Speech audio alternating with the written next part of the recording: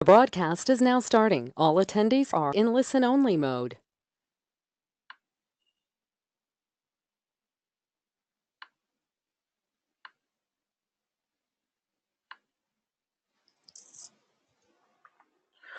Hi guys, good morning.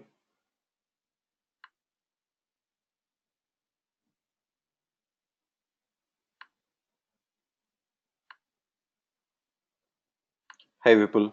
Hi Sandeep. Good morning.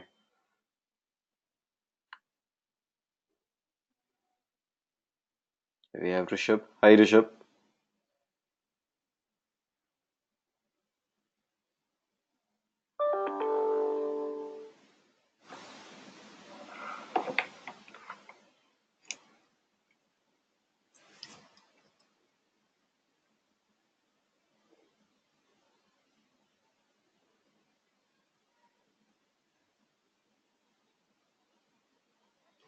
Well, I hope we are good to go, right? We have all participants joined us. Okay. Am I audible to all? And is my screen is visible?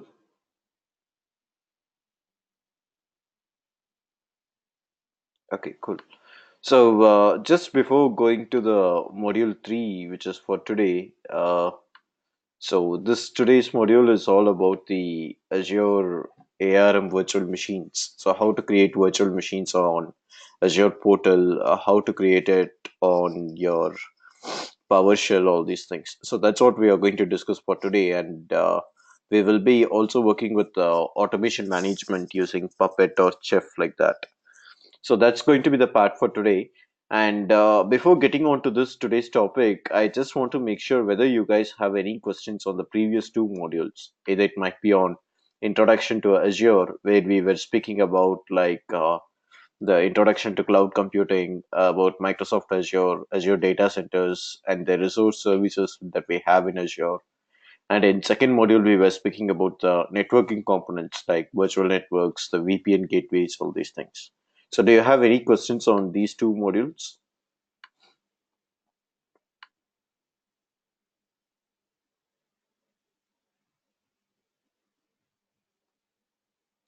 Hey guys, please post a reply, please. Hi Rishabh.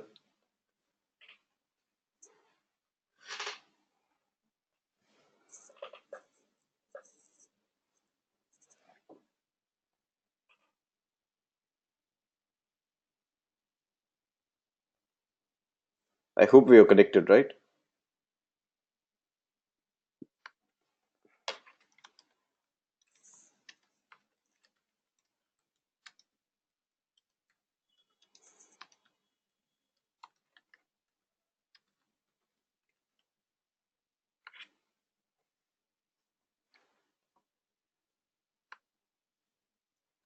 Okay, so let me take a confirmation from you guys that you don't have any questions, isn't it?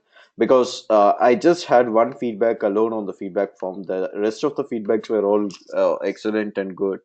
Just one guy alone has written as he has given us average, and he has said that he is not able to follow the topics as such. And he has also mentioned that the instructor is handling for 2.5 hours as such. See, the 2.5 hours why I'm handling is to make sure that the last half an hour that you will make sure you will work with hands-on as such. Okay, so that's how we plan the entire Edureka session. So that's the reason we plan the time accordingly, going for the topics, and we give the time for you to go with hands-on. So just let me know if you have any questions or anything like that so that we can help you out to put it across. Okay. Rather than writing it like on a one way, if you could ask it over here, if you have any questions, it would help you a lot to get it clear. Hi Vipul, route table is VPN, right? No Vipul, route table is different from VPN. See, VPN is a gateway. Okay, it helps you to connect with the on-premise network. Let's say you have a VNet on Azure and you do have a VNet which is at on-premise, and you need to connect both of these things. And in that case, you will be using this VPN. Okay, And the route table is the routing algorithm that you're going to give for your virtual network about how the connected machines and the entire network is going to work as such. So your virtual network comes up with two components. One is your route table, and the another one that you have here is nothing but your network security group. That is, you can add your inbound and the outbound routes over there. Are you clear, Vipul? Cool. Hi, Rishabh. The last module was little fast, so I could not cooperate completely. I would look at the video recording for sure, but if you don't mind, please do for the sessions a bit slow. Sure, Rishabh, that I will consider. I will go too slow. Okay, and let me know if you have any questions. See, this is like, I hope you can find it. The slides count. It is just 66 slides. Okay, and this is like all the basic things up to, let's say, even up to the fourth module. It will be like basic things, and then we are going to work with all the storage services and the web apps whatever we have. But still, just make sure that you're able to follow it. Okay, and if you're not able to follow it, just stop me over there. Okay, I told you by the day one that you have a raising hand option over there. You can just click on it and I will stop there. I will complete your queries and then I will kick on to the next topic. I hope it's all fine. So shall we go for the fourth one? Sorry, third module.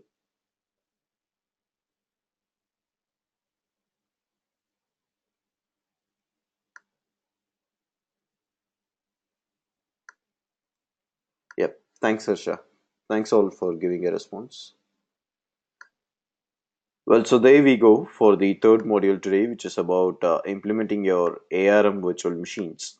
So your implementing ARM virtual machines is all like where you're going to deploy your virtual machines on multiple ways, and you have to make sense about what a VM is. Okay, what you can do with a VM.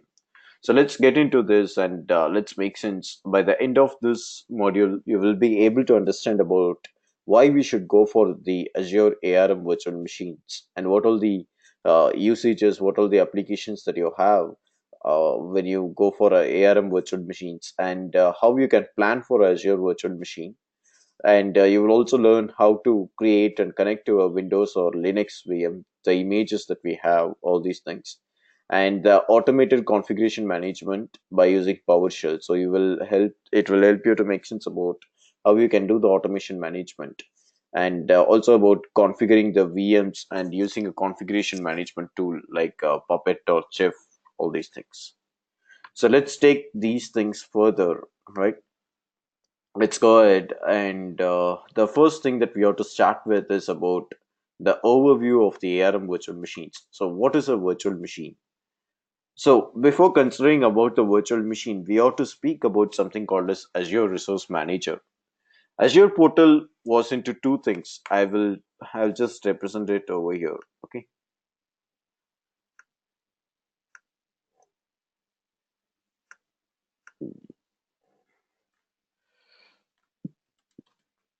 So, module 3 with ARM virtual machines. So it was actually Azure which came up with two portals, or let's even say two working patterns. Okay, one was the classic one, and the other one was the resource manager one. Okay, so in short, we call it as resource manager as RM. So the classic is where you're going to work with cloud services, okay, and you're going to give a web role, you're going to give the worker role, all these things over here. So it does not have any tagging. It cannot group the resource. Okay. So that was ideally not available when you speak at Classic Portal. So the Classic Portal is nothing but, if you had been working with old days, you should have seen there was something as manage.windowsazure.com. Okay, so that was the older one. In your classic portal, you will not be able to access the resource manager. You will not be able to access, you did not add anything called as resource manager at all. And you will have things which are grouped up with the help of cloud service. So you cannot take a control. You cannot assign any access control for the resource what you have in your virtual machine. Are you clear till this, guys? Rishabh, sure, I will consider your question. Okay, let me make these things covered and then I will get back to your question. Well, I hope you guys are clear till this, right? Yes, exactly, Rishabh. You don't have add back in Classic. Okay, and you cannot tag the resource as well. So the new one which we came up with something called as ARM, the Azure Resource Manager. So you have something called as resource group over here, and using the resource group, you're going to tag all your resources at one particular resource group.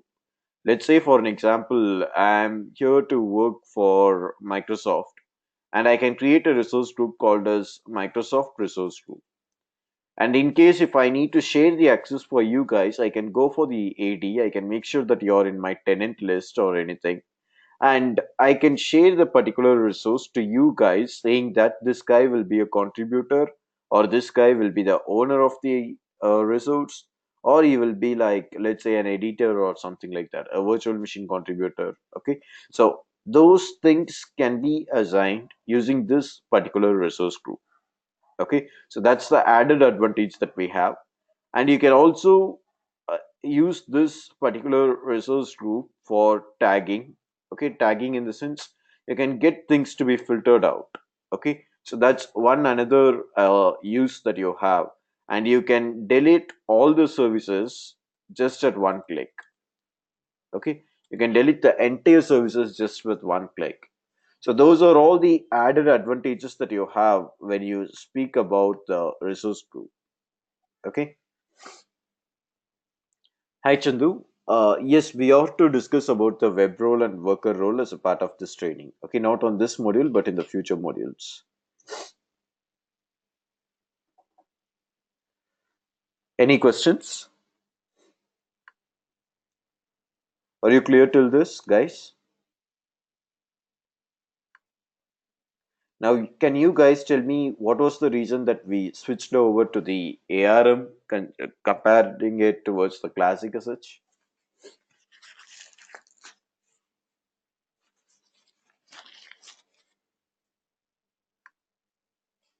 Yes, it's all because of the easy management and the airbag that you have. Okay, that's on short. And from the side of Microsoft, we also had the open source tools which were added up on the Azure portal. Okay, so things like Ubuntu, WordPress, okay, all these things were also added up when we were to switch on towards the ARM. Okay, so previously we did not add all these open source tools. I mean, the plenty of open source tools which were integrated on the classic platform, but now we have it. Okay, so that makes sense with a major difference. Okay.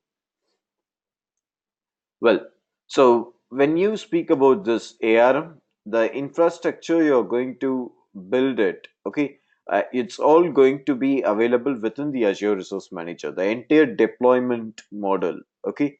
Let's say if it is going to be a virtual machine, you'll be having a NIC, you will be having a storage account, you'll be having a VNet. All these things are going to be available within the resource group. So that's a complete deployment model that you have. And when you work from the developer's point, it also comes up with the APIs which will be available for each and every resource. Let's say if it is going to be virtual machine, you will be having Microsoft.compute. And for storage account, you have Microsoft.storage. For virtual network, you will be having Microsoft.network. Okay. So all these APIs will be available within your ARM. So consider this is your ARM portal. This is what we call it as ARM portal. Okay. The older one I can show you, it's not available, but I can show you a screenshot or something if it's there available. Classic portal of Azure. Right? This is the classic portal. I hope you can find it. See, can you find we have cloud services, but we don't have anything called as resource manager here. Okay. So this is what we call it as classic portal, the older one. Okay, so the start and the stop options for all the things would be having at the below page. And now we have this portal where we are working with. So it was mainly the switchover between Windows, Azure, and Microsoft Azure. So let me get into this to show you guys. I can go for all services, subscriptions.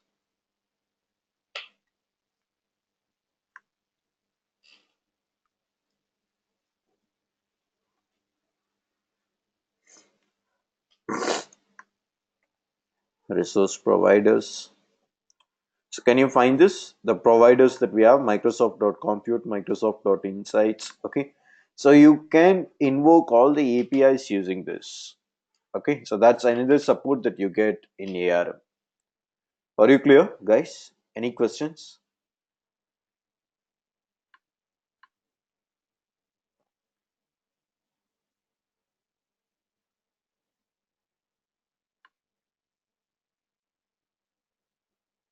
Okay. Thanks, Rishabh. Thanks for responding. So the further things that we have is to discuss about what a virtual machine is. Well, let me put on to the backslide and I will expect few answers from you guys. What's a virtual machine? Why should we put up a virtual machine? Hmm. Hey guys, can you answer this? What's a virtual machine? Why should we go for a VM?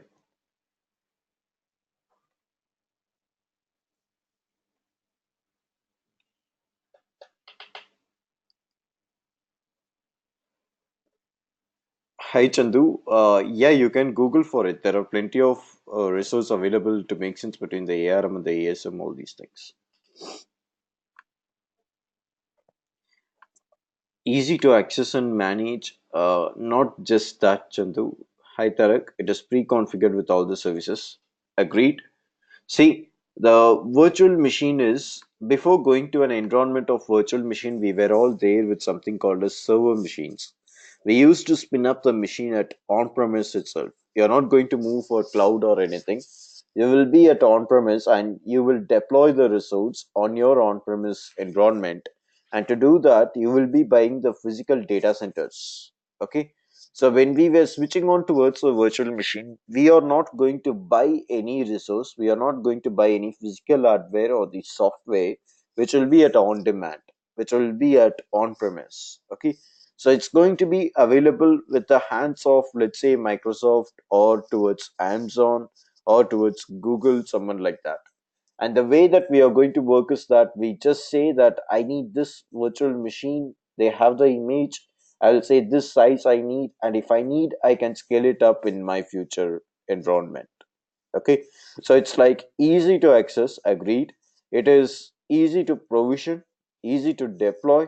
You're going to pay for what you're going to use. You're not going to buy any hardware. You're not going to buy any software. You can scale it up at any moment. You can scale down at any moment. Okay. The maintenance on the patch level, let's say the security patching for Windows Server or something like that, those things will be taken care by Azure. Whereas when it is on the application level side, then you are going to take care about it. So these are all the added advantages, and this is why we go for something called as virtual machine. So a virtual machine is a server machine which will be there available on the cloud. Okay, cloud in the sense at Azure's data center. And you guys are going to say that with the location, let's say with the data center location of South India, you're going to say that I need a machine which will be A0, A1, or any size as such, and I'll provision this with a storage account and on a particular VNet, all these things. Okay, so that's an important factor. That's like a major advantages as well when you compare it towards VM. So, Rishabh, hi. VM is a virtual resource hosted on cloud and combination of multiple other resources. That is storage account, Nick. Yeah, you're right.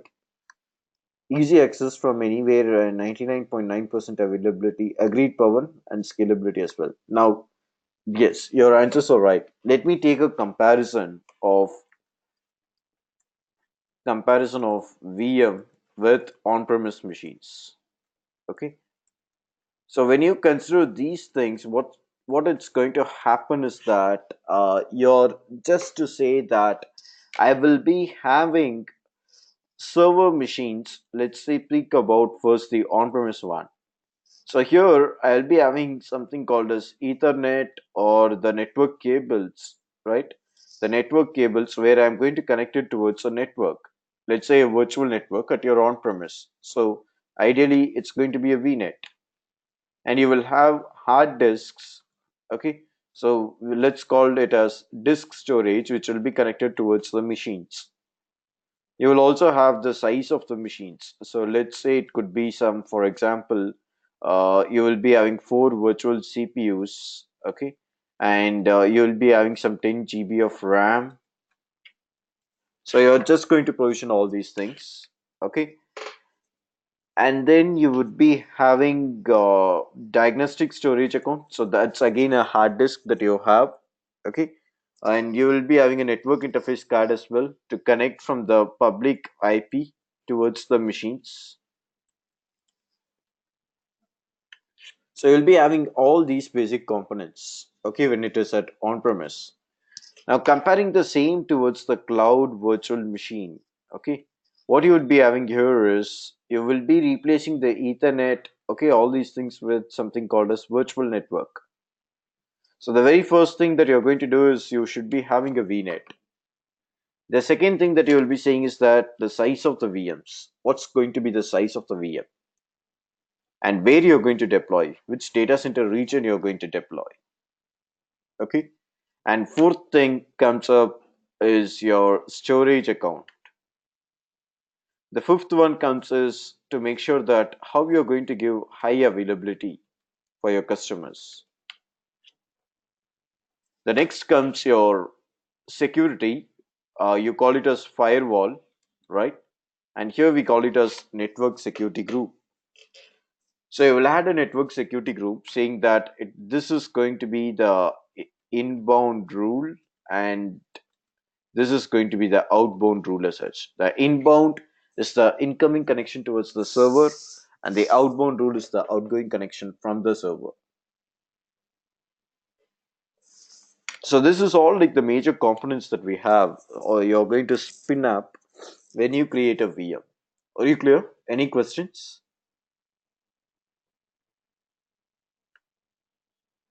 Hi Rishabh, if we have provisioned the VM and we have bought this service as IaaS, why would Microsoft take care of its patching? Ideally, that should be the scenario in case of SaaS and PaaS.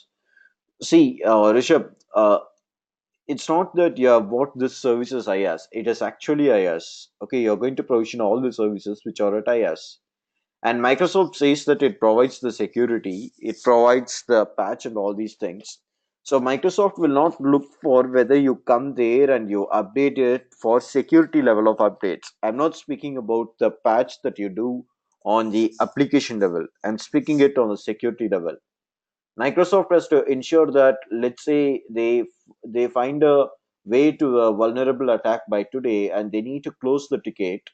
They don't want their customers to put on trouble. Microsoft will not look for whether you will do it and you will put it across as such. Let's take a scenario. Let's take a real-time example. What happened with a virus called a ransomware, right? We had ransomware a few days back, where all the like you had most of the on-premise data centers which were on trouble. So when you speak about cloud, it is Microsoft who is going to ensure that the security level of patching will be taken care by Azure. It will not look for whether the customers will do it or anything as such. Of course, in SaaS and PaaS also it is same, but here it is on the hands of Microsoft when it goes for Windows. Are you clear, Rishabh? Cool. And is there any way to reset local admin account of a VM which we just created and forgot? You cannot reset it, but if you could remember the username, you can reset the password. That you can do.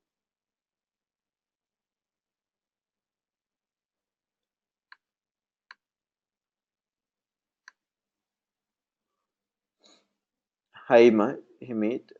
Do you send out your work notes after the class? The work notes, yes, I do it. I will put it on the YouTube.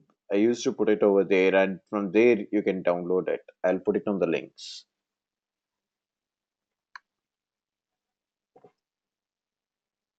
Okay, cool. Well, let's take the things further. Okay, so to put up a proper infrastructure, you should have all these things. Hope you guys are clear with this. Okay, now what are the different purposes of the Azure VM? So we have different purpose like development and testing environment. You can use it on applications in the cloud.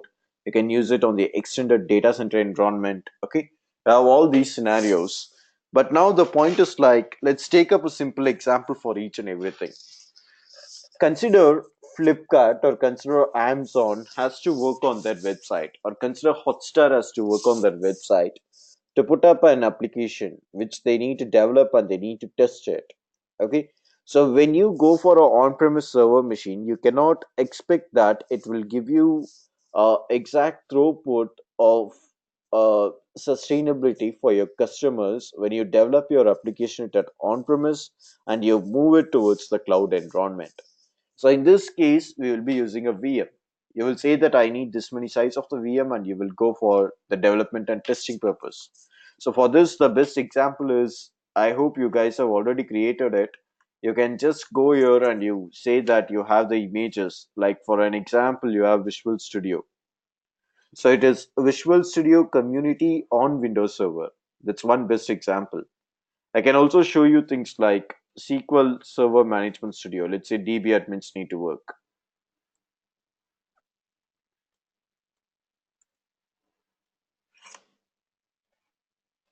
Can you find this? SQL Server 2016 Service Pack 2 Web on Windows Server to 2016. The free license of SQL Server is also available on the Windows Server 2016. So you can spin up with any of these things. It also supports for the open source environment. So that's another way that you can go for development and testing. And the further things are like applications in the cloud. Applications in the cloud, in the sense, you are not going to worry about the economic feasibility when I'm going to scale it up or when I'm going to scale it down, all these things. Let's say you have a NDTV application which is running on Azure server, and today there might be a breaking news by 2 p.m., and by evening 6 p.m., there may not be any breaking news or anything as such. So the viewers in demand are going to be changed. The throughput that we need from the size of the VM is going to differ. And when you compare those things, you're just going to move for the Azure virtual machine where it comes up with auto scaling functionality. The third thing that we have is about the extended data centers. Consider your company is somewhere like it's like years old that we have, and they also work with let's say they need to establish their connection with the cloud environment. Or I can even tell you that you take Visa cards, MasterCards, all these guys. Okay. So they don't give the data towards the clients, I mean towards Azure or towards let's say Amazon. So what they do is that they have their data centers where they have all their card details, and the application that they are going to build, which is going to be the web tier. Okay, I'm not speaking about the data tier, I'm speaking about the web tier, and the web tier can be established on cloud. Okay, so that's where we go for extended data center. So you'll be having several VMs which will be connected on the cloud, and several VMs which will be there available at on premise. Okay, so that's another one that we have over here. Excuse me.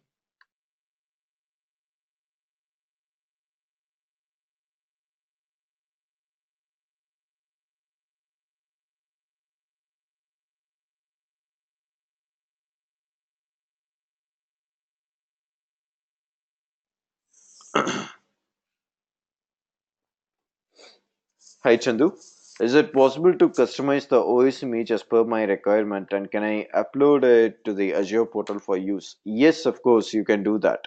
But it's not like you just go up with a simple thing as such. You have something called as Enterprise Portal of Azure. So you need to buy this. You have the enterprise subscription. You go there, and you can put it across like the images that you have, and you should write the notes for the testers at Microsoft who will check the image, and they will give you the image. Excuse excuse me. Yeah, sorry. So they will give you the response saying that you will be having the access for these things as such. Okay, so you need to build the image and you need to put it on the enterprise portal, and once when you put it over there you can find it on the images. You can write the note saying that my customers need to access this for this particular scenario as such. Got it, Chandu?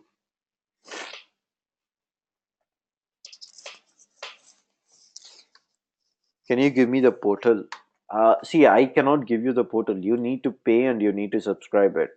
It's enterprise portal of Azure. You go here, create enterprise subscription in Azure portal with public preview. Okay.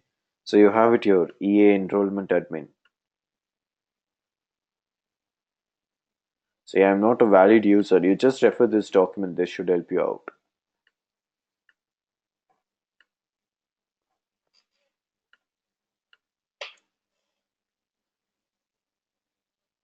It's not a separate portal URL, Chandu. You will be having in the same Azure portal itself.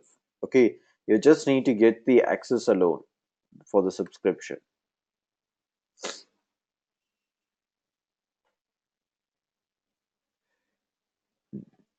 Are you clear, Chandu?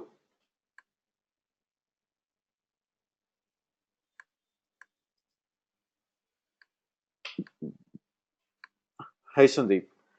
Could you please explain the capital expense and the operation expense module? Yes, I can explain. Speaking about the financial things, you would be already having a pricing calculation that is costing you at the on-premise environment, right? So now what you could do is you have this pricing calculator. You go for azure.microsoft.com. You need to make sense about how much it's going to cost you. You go for pricing and you have the cost management, pricing by product and calculator.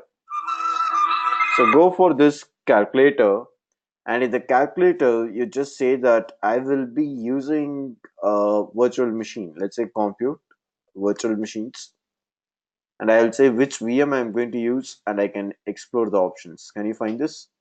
You can get the estimate over here, okay, by selecting the size of the machines.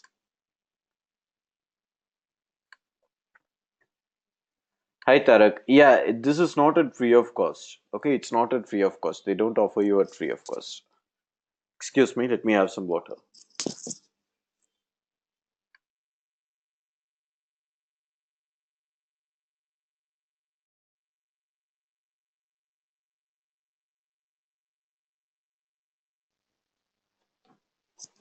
Yeah. Well, so the other factors that we ought to take up is to lay a proper infrastructure using ARM on the different ways. Okay. So this is how your resource group looks like. Just understand the architecture. And the resource group will be having the entire components of your VNet, your networking, your resource, all these things. Okay. So let's say you would be having well, what to say, like a particular, consider example as a particular virtual machine. Okay, a VM which is going to run for a particular application, let's say a web application. So as we were discussing here, the things that what you need, okay, you're going to lay this proper infrastructure, and this infrastructure will be available within a resource group. I hope you're getting the point now. So this will be available within a resource group. Of course, your virtual network size, location, storage. Storage could be either it's going to be, of course, a blob storage, which is your OS data disk availability. Okay, and how you're going to put up your high availability, the number of fault domains, and the update domains that you're going to give. Okay, firewall, you're going to mention the NSG, all these things. So this is what you're going to provision over here. At the network resource, you'll be having VNets, compute the image of the VM, storage, your OS data disk. Your storage will be available on blob. Your compute is the image of the VM, okay, and the network is your VNet. So all these things will be available within a resource group. Are you clear? Any questions?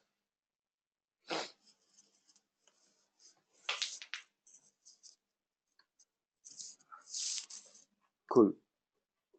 So now, uh, let's go ahead and let's find what we are going to do over here. Okay, you guys know all these resources, everything, right? Now let's go ahead, and we have different ways. Like we have Azure Portal and we have PowerShell. Okay, you can deploy it on any means. Okay, either by using Azure Portal or by PowerShell for a particular virtual machine.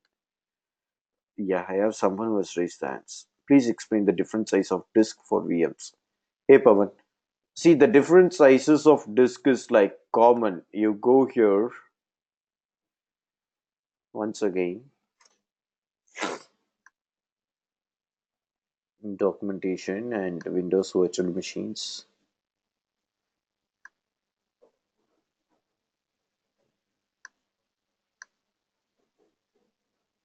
VM types and sizes. Sorry, yes, VM types and sizes. So this helps you. I hope I showed you this on day one itself. You have different sizes and you have the description here. You say that, let's say you have general purpose where you're going to manage the traffic on your web servers. Okay. In that case, you will be going for a general purpose one. And if you're developing some games and if you want to go for any machine learning scenarios, you will go for GPU optimized. And for the high performance machines, you will go for H series. So this is the different sizes that you have for the virtual machines on Azure. Okay. Hi Harsha, is it required to create separate resource group for each VM in Azure? It's not mandatory that you need to create a separate resource group for each VM. It depends on either it's going to be for a same client or it's going to be on different in usage like that. Is that okay, Harsha? Cool. So let's get into the demo. Okay, I hope you are clear with all the theoretical things, right? Any questions?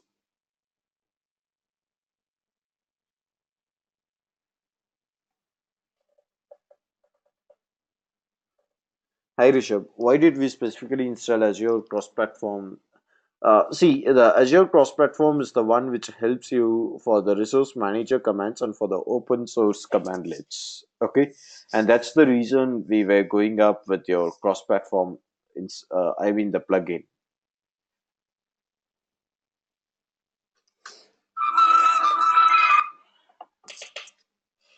Any other questions?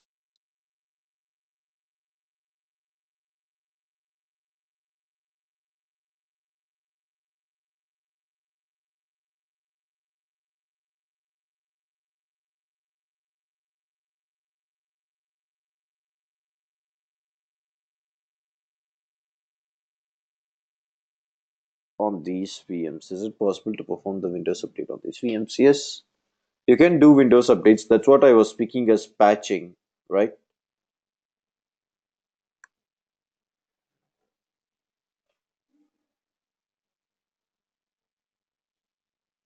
Got it, Chandu?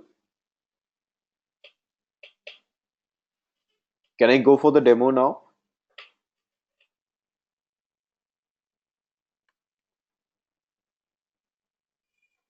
Chandu, I was already explaining about it. If it is on security level of patching, Azure will take care.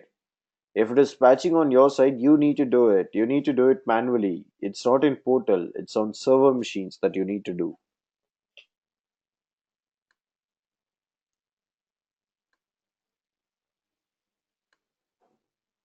Well, so let's get into the demo. I hope you guys should have already created something called as lab VM, right? So now we ought to work with the further things like how to put up a proper infrastructure and how to spin up a VM from the PowerShell and also the other one which is from the Azure portal. Okay, and give me one sec. Let me check the previous one.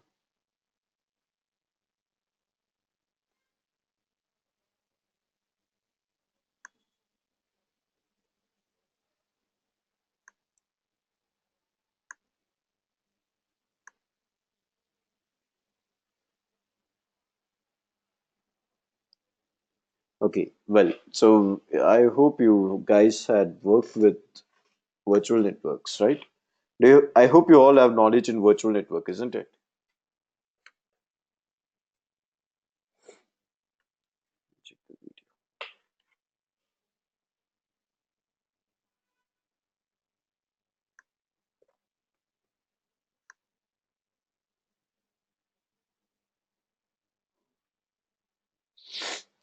Well, so hopefully we covered it on the previous module, and I hope you should have the knowledge on that. Okay, on the virtual network.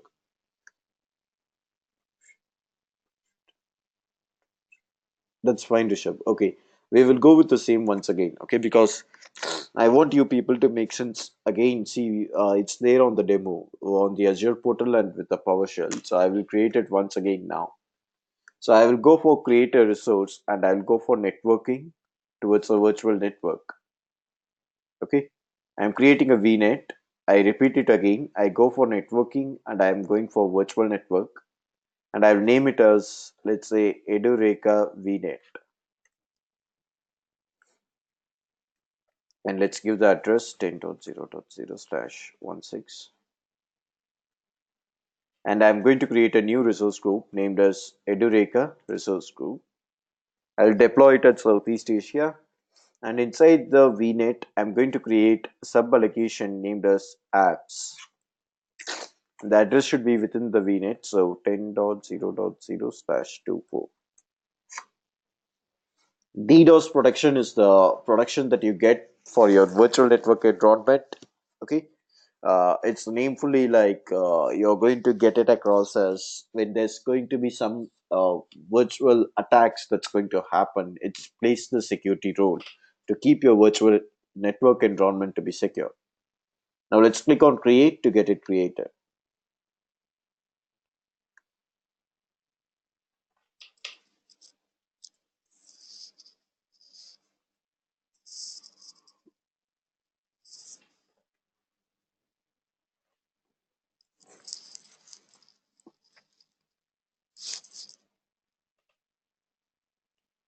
Let me know if you have any questions, please.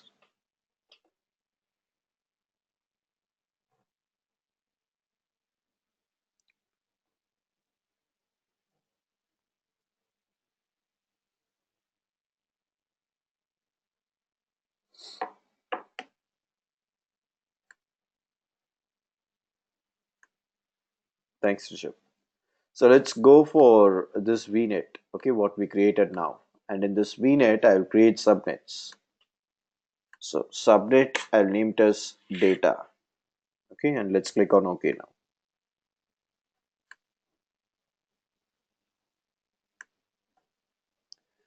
Chandu, while we create the VM, it also creates the VNet, right? But which is best practice? Should we create VNet first and create VM? Of course, the very first thing that you need to do is you need to create a VNet, and only then you should go for a VM.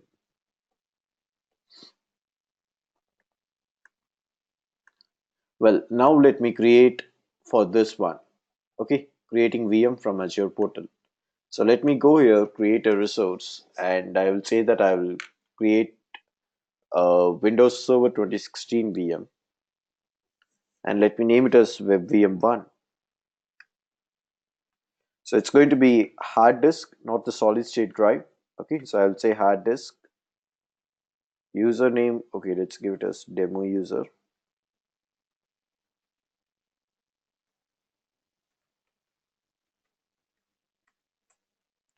I'll put it on the same resource group where I have the VNet. Okay, so it is Edureka resource group,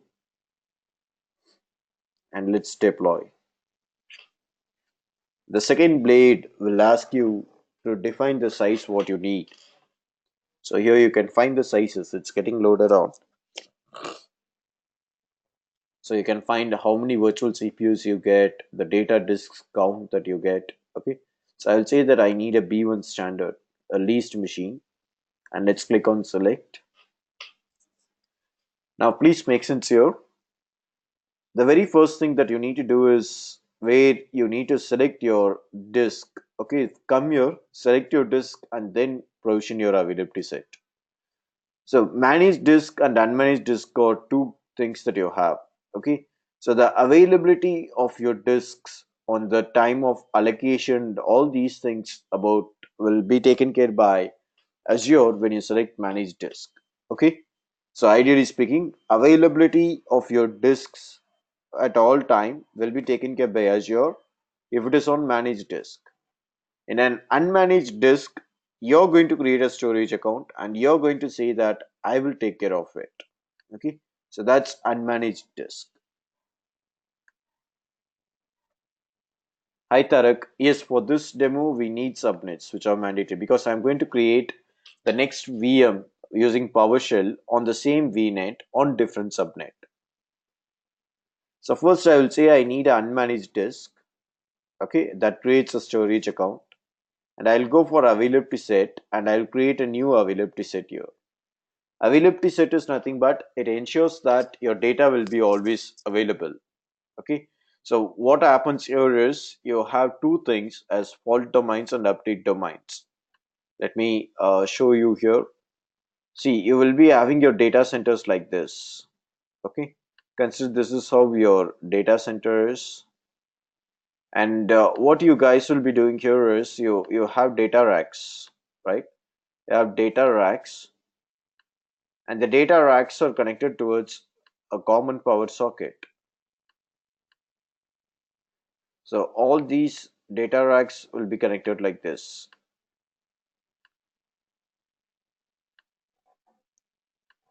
So when this gets failed, the entire data rack is not going to work for you. Okay. Now the point what happens here is you have two things as fault domain and you have something called as update domain. The fault domain is your unplanned maintenance and the update domain is your planned maintenance. Unplanned maintenance comes under something when a natural disaster or what I was speaking now, like a socket failure when all these things happens. Okay. And the update domain is where you say that I'm going to update my NuGet packages or I'm going to update my machines update is going to happen, something like that. So your fault domain will be assumed like you will align it as fault domain 0 here.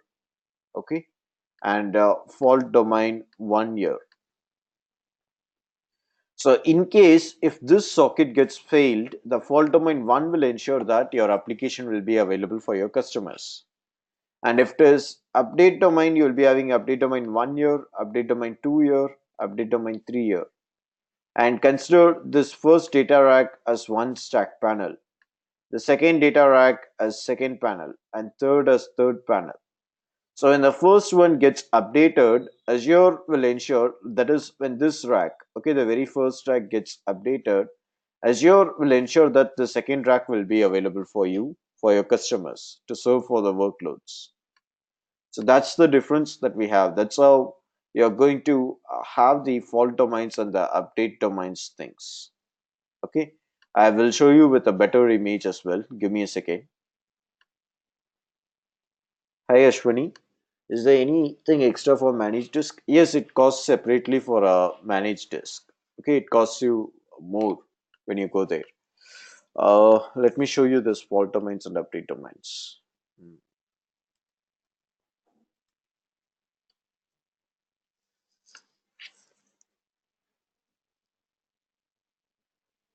Get a good image for this.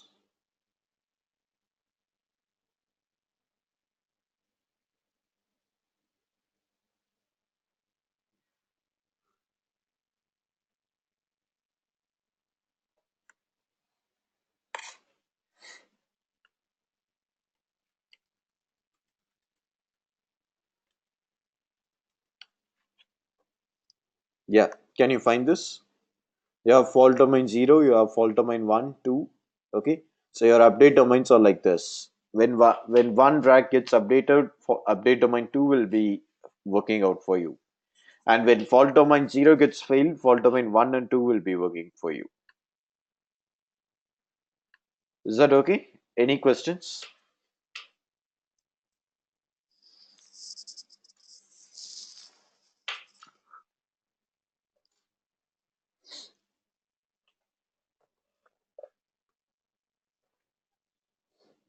Okay, cool. So now I will go here I will say I will create a new availability set, and let's name it as Edureka set or Edureka HA. And the update domain is going to be 2 and 5, let it be. So you can also put up this on multiple locations to ensure that you have more high availability, and that we call it as availability zones. And availability zones are not supported on based on the subscription and based on the data center regions as well. Okay, you can make sense about that over your availability zones. Sure. So you can find the regions. The regions are supported only at Central US, France, East US, all these things. Okay, for us, it's still at preview at Southeast Asia, and we cannot use it on this subscription which I am working right now. Okay, so it says in Southeast Asia, it's not available as such.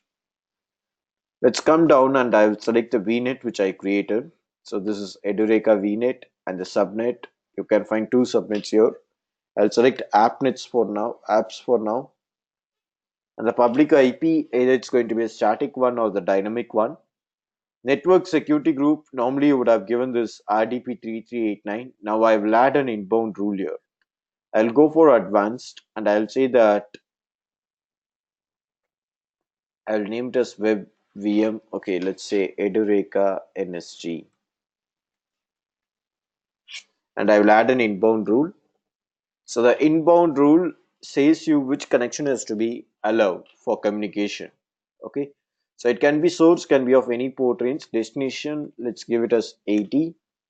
Protocol will be TCP, and I'll name this as rule 1. The less the number you give, it's going to be higher the priority. Let's click on add, and I'll click on OK. If you need, you can add extensions, that is the new configuration or firewall, antivirus tool. So all those things can be added using extensions. Even after deployment, you can add extensions. Okay, and this is cost cutoff factor that you have. Auto shutting down, monitoring storage account, all these things. And you can also perform backup if you need. So let's click on OK now.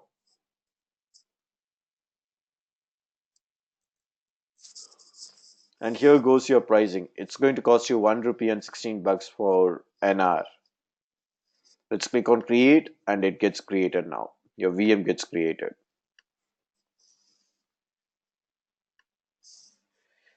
Hi Rishabh, for high availability, does going to provision more than VM automatically? No, it's not like you're going to provision more VM. It is actually, excuse me, it is actually about like you're going to maintain the nodes of the VM on multiple racks. Are you clear, Rishabh?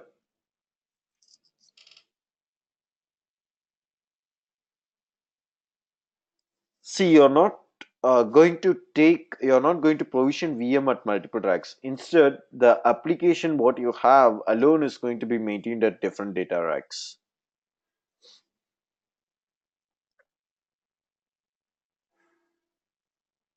Are you clear, Rishabh?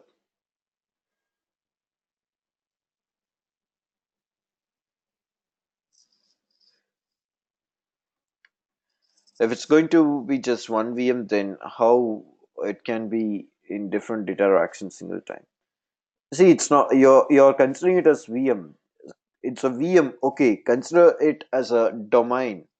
It's not the consider it as an image. It is not going to be the entire virtual machine. Okay, so it's going to be an image that will be available on multiple things. There's a difference between VM and there's a difference between image, Rishabh. It's not going to be a VM. Okay, it's going to be image, and that's what we call it as domains on cloud.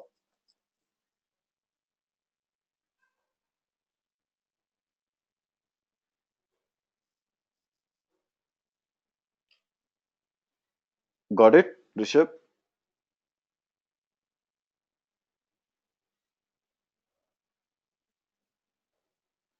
Okay, and hi Ashwini.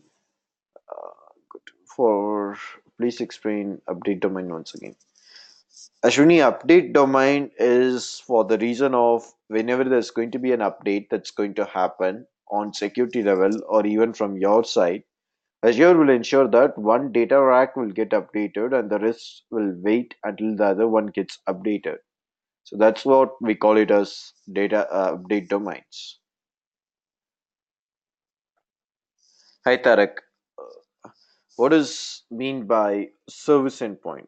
Okay, service endpoint is something that comes up with your virtual network. Okay, so you will be first having the what to say your service. I mean, the first thing is your DDoS attack, and the next comes your service endpoint in your virtual network, where the service endpoint will extend your virtual network private address, okay, towards the on-premise environment. You will come up with an endpoint where you can use that endpoint to connect towards the on-premise environment. So that's why we go for a service endpoint.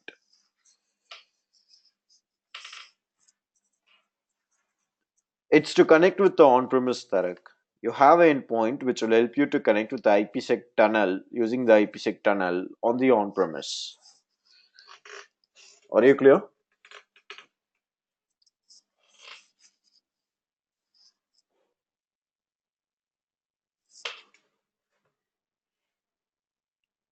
Yep.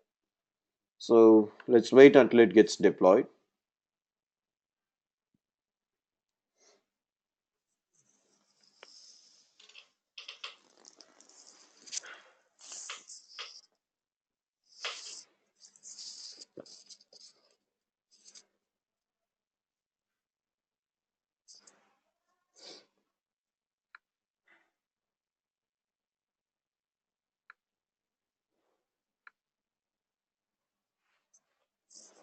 Chandu, the fault domains Uh, see, the fault domains were set up at your high availability sets, which was at availability set. I was spending more than 10 minutes over there.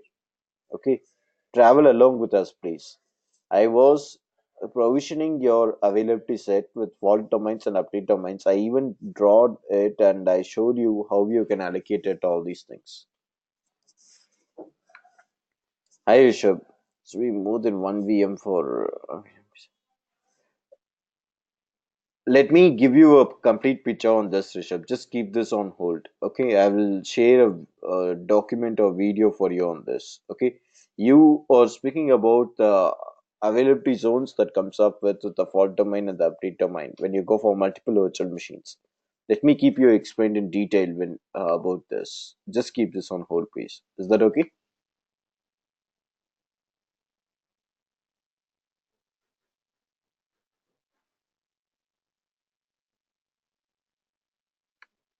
Hey, Ashwini.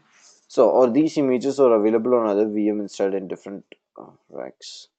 Yes, it will be available.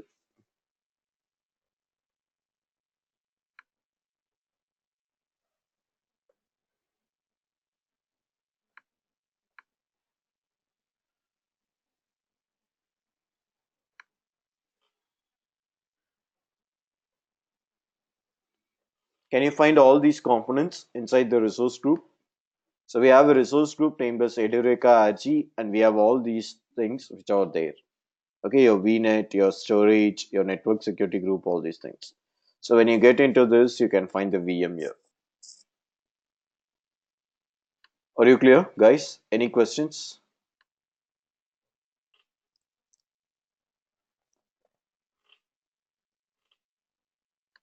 I hope you people are good to go with the portal one, right? Can we go for the PowerShell? No, Chandu, you cannot change the fault domains once after the VM is created. You should assign the availability set when only when you create the VM. You cannot even assign it once after it gets deployed.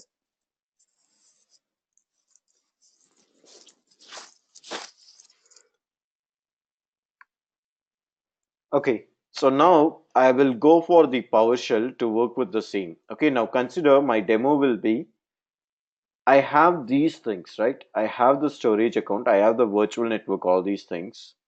And now I'm going to work with using the same. I'm going to spin up new VMs. Okay, let's say another two VMs, which will be using the same availability set, which will be using the same uh, storage account and all these things. Okay, so let me go ahead. I will connect with lab VM.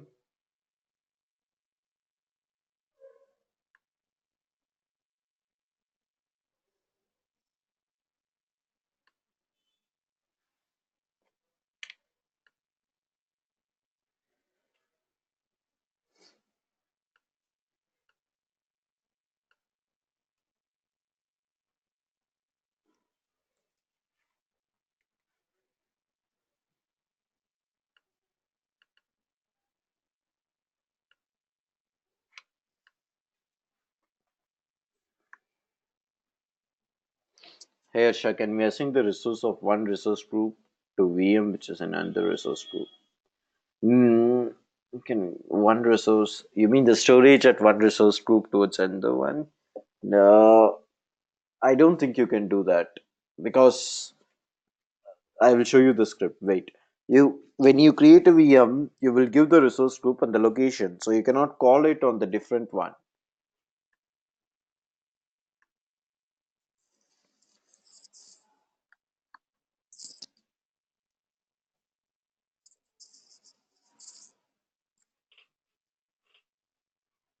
Let's go for the local server, and I will go for the IE enhanced security configuration.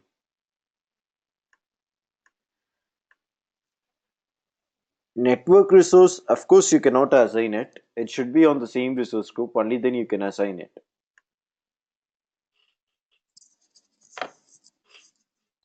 Let's go for enhanced security configuration. Okay, cool. All these things are fine. Now let's go to the PowerShell. Okay, so I have a file. I will share this file with you guys. Okay, I will show you the file.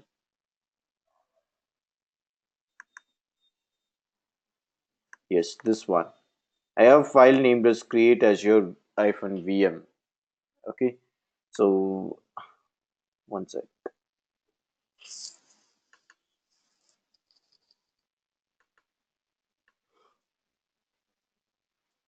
So we need to write this JSON template, okay, to put up your VM using PowerShell. So I'm going to deploy number of VMs using this. One VM will be Web VM2, okay, and the another VM will be SQL VM. You can find it here. I have SQL VM. So this is all. It's going to use the same VNet. See, I'm assigning the variable for it, the same VNet, the same resource group name, all these things. Are you clear, guys? Any questions?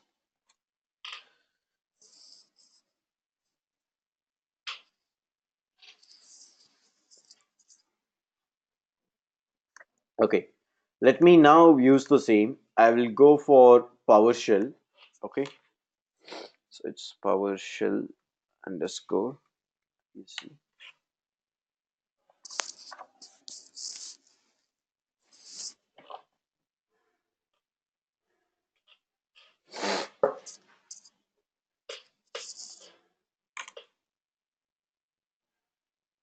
and I've logged into the Azure account. So login hyphen. It's loading it. Let's wait.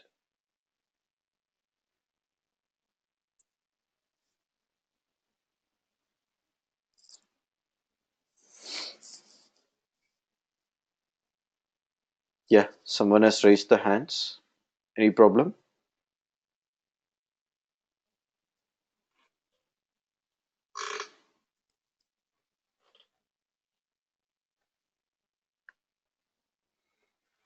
Okay, let's go ahead. Login hyphen Azure RM account.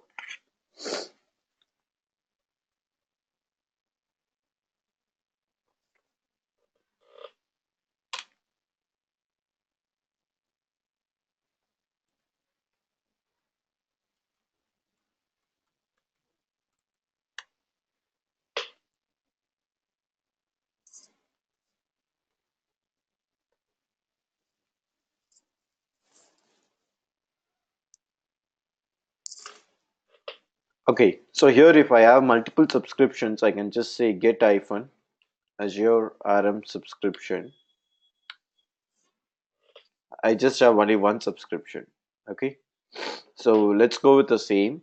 And I will say that I will open the file open, create Azure VM. Okay, so I have all these things. Now the first important thing I'm going to do is I'm going to save the file. Okay, so let's do save hyphen Azure RM profile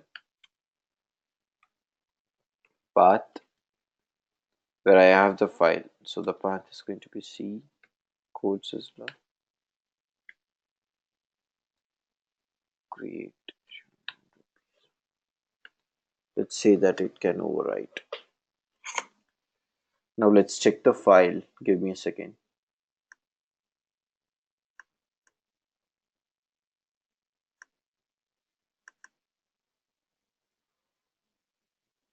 Well, so this should not happen.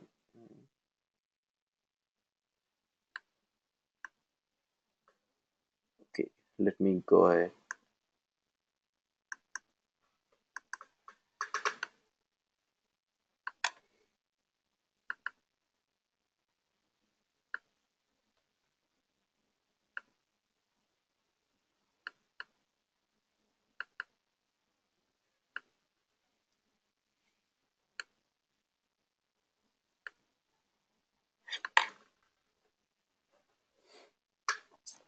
Okay,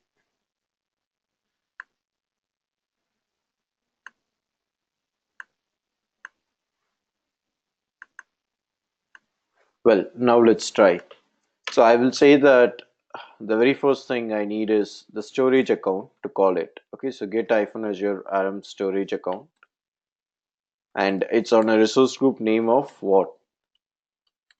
The resource group name is Edureka RG. Okay, so when I give this, I get this detail. Edureka RG, which is the resource group name. So let's go here. You can find this, right? Can you find this dollar storage account name, the variable? So let's remove this and give the new one. I'll name it as Edureka RG disks 312. And next is your resource group name for your VNet. See here it has, you have variable for resource group name, resource group VNet name, all these things. So let's say it is get hyphen Azure RM virtual network,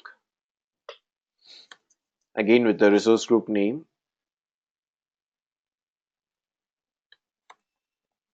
Edureka RG.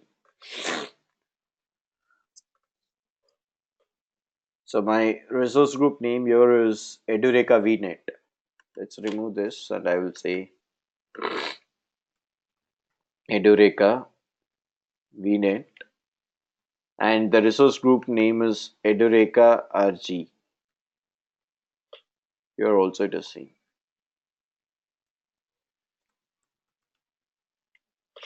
Okay, so I have renamed these things, and next is I need to check the DNS availability. Okay, so here you can find the variable DNS name. So let's go ahead and I will check it. I will say test hyphen Azure RM DNS availability. Sorry, yes, Azure RM DNS availability. Domain name label. Let's say it's going to be Edureka DNS at the location of Southeast Asia.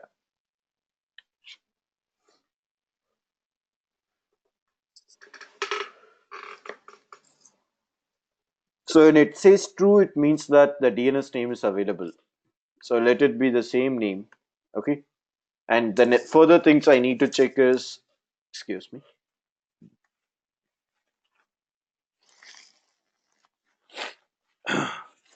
Yeah.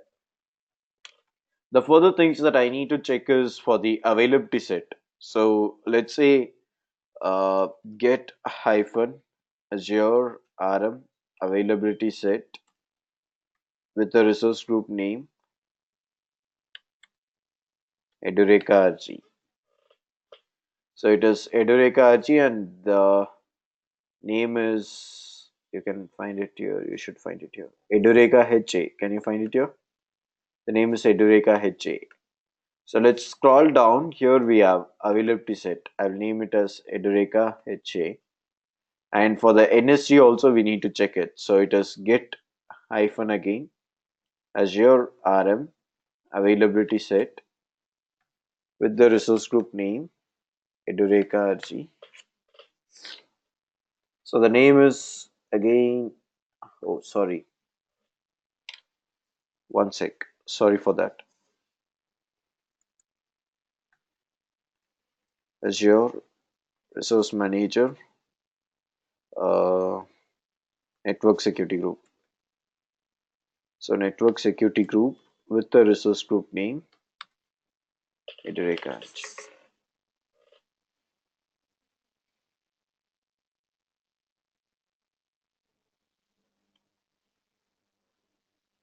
Well,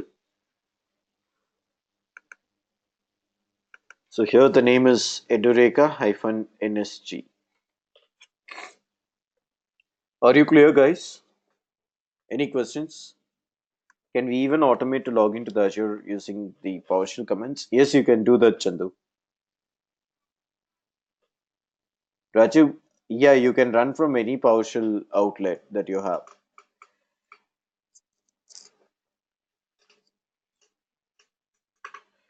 Hi, Ashwini. Yes, I will share the video on the commandlets as well. Okay, don't worry. Any other questions?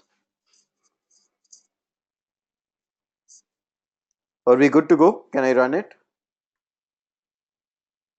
Yes, Rishabh, I will give you time. Okay, see, once again, I mean, like, I understand all of your perspective. I was really hurt when I saw one feedback saying that it was like bit childish, saying that the guy was speed, the guy was handling for 2.5 hours, like that all. It's for you guys to make the hands on. Okay, you will not find time during the weekdays, so we give time to make it on hands-on only. Okay, so please make sure you do the hands-on once when I complete it. When I give you time, please do the hands-on. Okay, so that you get more sense on it.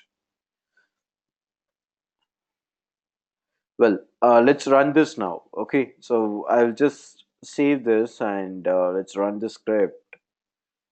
I'll click on run script here. It's asked for the username and password. Let's give demo user demo at pass 123. Now it creates the new resource. Can you find that? It's creating new resource for WebVM2.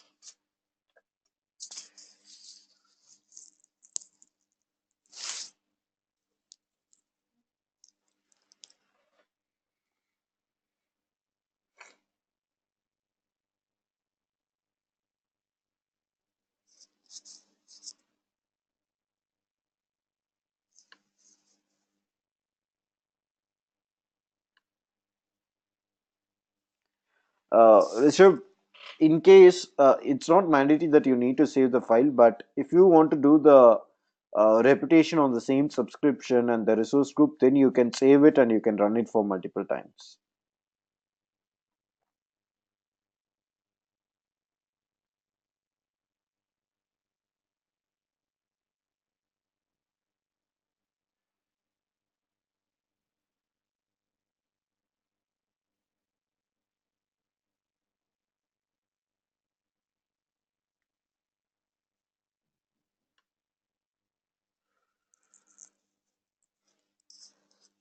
Chandu, I need to work on it. I don't have the script ready with me.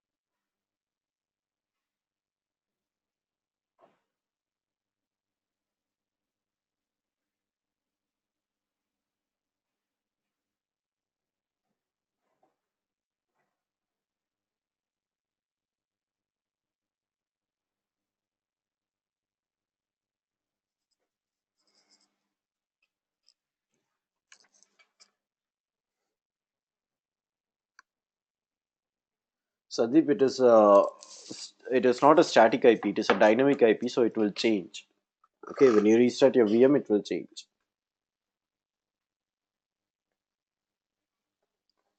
Hi Chandu, update management on the VM is what we were discussing it on update domains. Hi Rajiv, multiple VM can deploy by using PowerShell script. Yeah, we can. That's what we are doing here. We are doing web VM and we are doing SQL VM as well.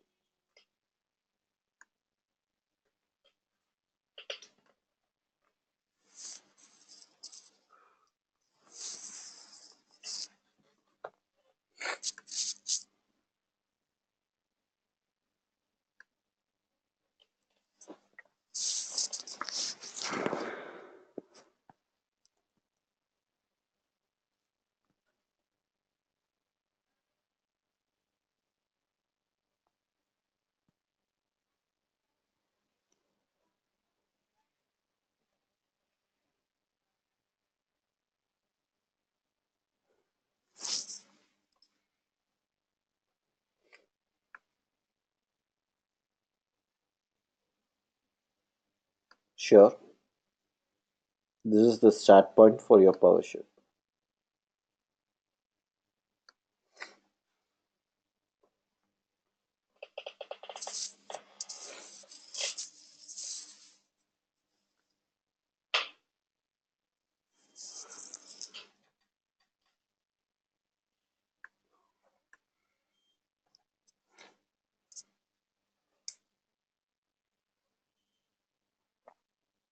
As I'm also trying to create a resource to PowerShell. Okay. Can we run any scripts while creating the VM like we have an option in AWS? It should be on a new window, not on the same one, Chandu.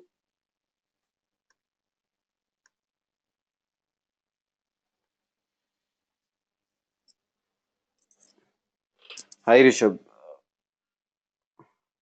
Rishabh, the better thing that I would give you for is I can share a documentary on that so that you can make sense on it. Is that okay? Cool.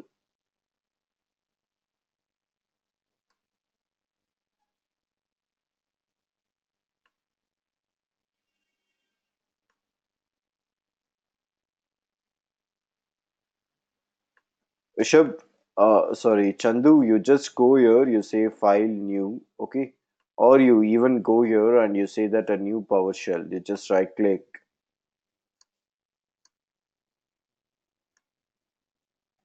You get a new PowerShell. So run the commandlets over here. You should not bother this. It's like a compiler. It's getting created. You should not bother this window.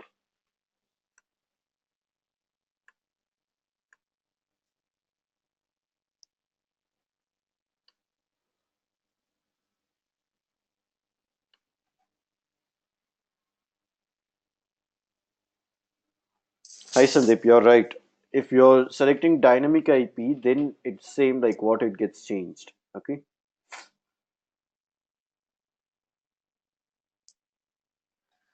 Sure, Rishabh. Here you go.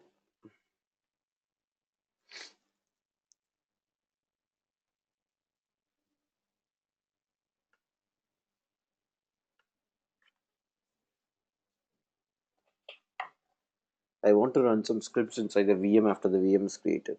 Yeah, of course that you can do it, right? Without logging into the VM. Yes, you can do it just by using the public IP itself. Why do you go for logging into the VM? Hi Ashwini. Yes, tell me what's your question.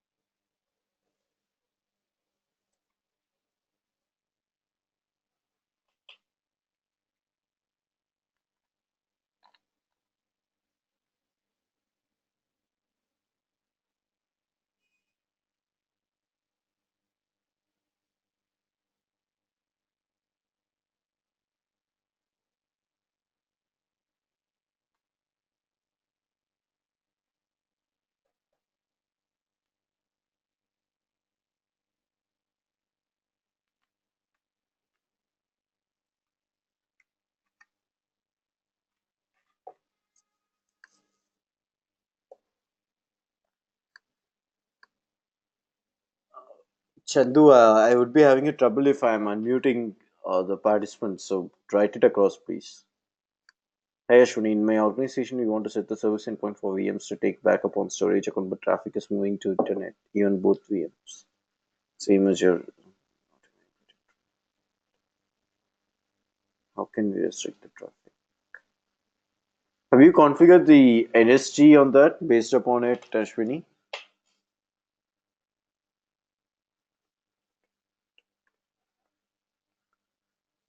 Rishabh, sure, I will do that. I'm highly tied up. Sorry about it. Okay. I'll respond for the same. I need to check for those things. I need to give you some meaningful links for that. Okay. So just give me some time. I will give you. You're using Palo Alto. No, Ashwini, I don't have idea about that particular thing. Let me check it and I will let you know. Okay. This is, I have worked with the service endpoints on the VPN gateways only on Azure. So this is something new to me for the virtual appliance, all these things. Let me check it and I will keep you posted.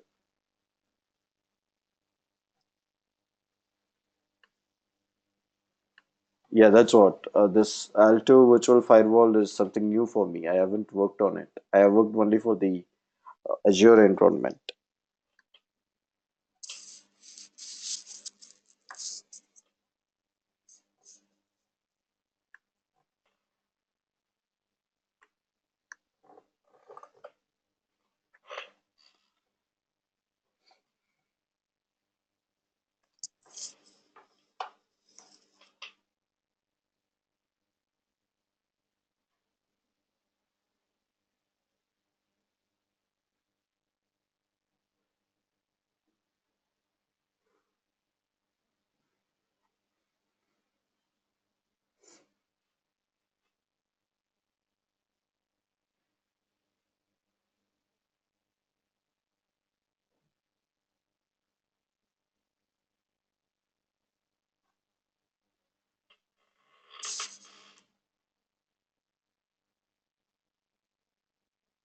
Okay, can you find on the screen? They have the VMs which has been created. Okay, so you have both the web VM and also the SQL VM now. So when I go to the Azure portal here, I'll go to the resource groups, and here in the resource group, Edureka RG, you can find web VM1, you have web VM2, and you have SQL VM1. Is that okay? Any questions?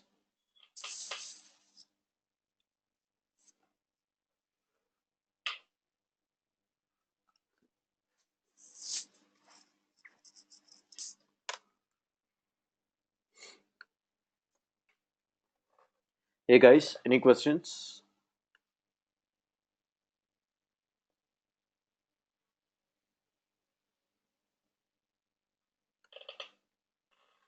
Okay, looks like you guys are good to go, right? Yes, you need to work with hands-on. You're right, Rishabh. You need to work with hands-on only, then you'll get it. So regarding the script, what you guys can do is I will share you a link. Go for github.com/CodeSizzler, or okay, this should help you how bit.do slash.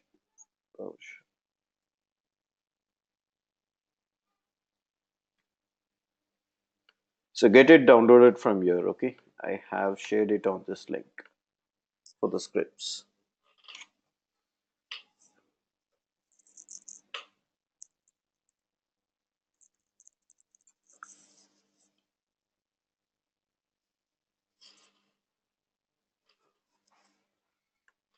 Well, any other questions?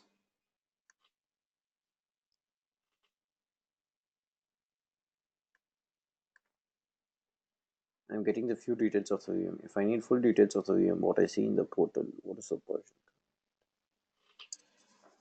Full details of the VM, in the sense, what all the details you need, Chandu?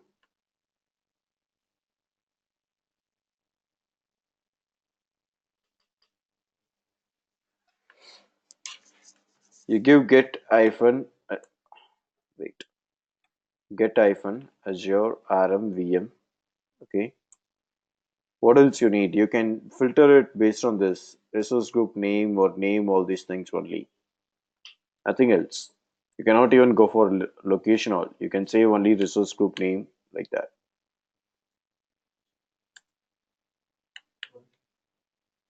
So you will get it like this. Okay. You can find the VM size, OS type, NIC details, all these things here.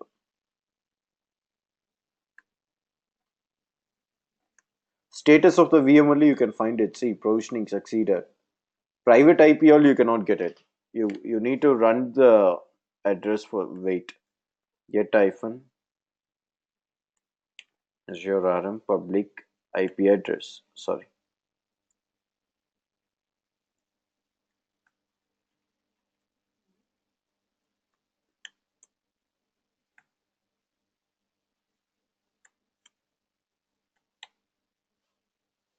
So this will help you. You need to run this commands only. Get hyphen Azure RM public IP.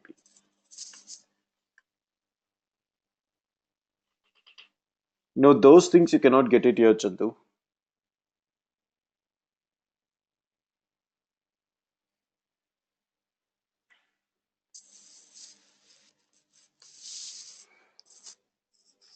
Any other questions?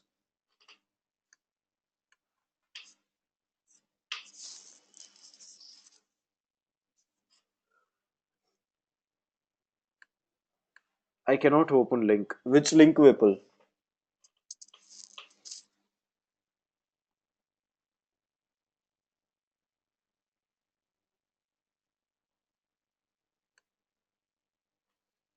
This URL.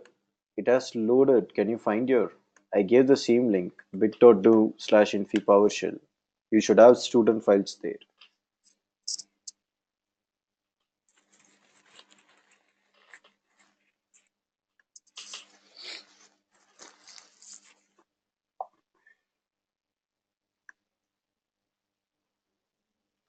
Above link will not be accessible. Maybe if you guys are at your corporate network.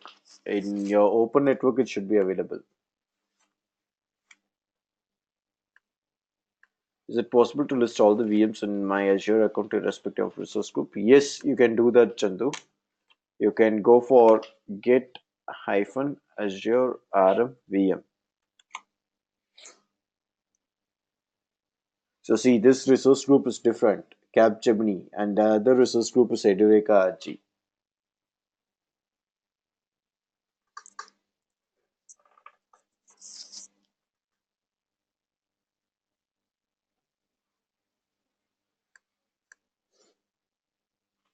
Not sure, Ashwini. If you're still facing issue, go for GitHub. I have it there as well.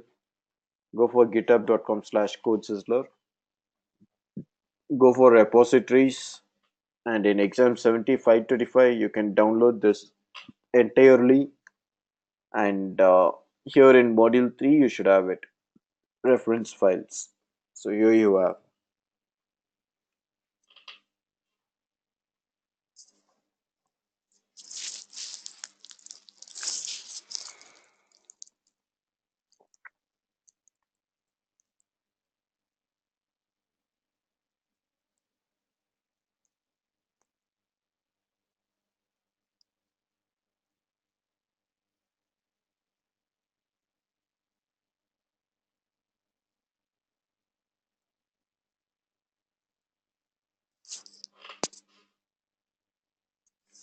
Okay. Hope you guys are good with it, right?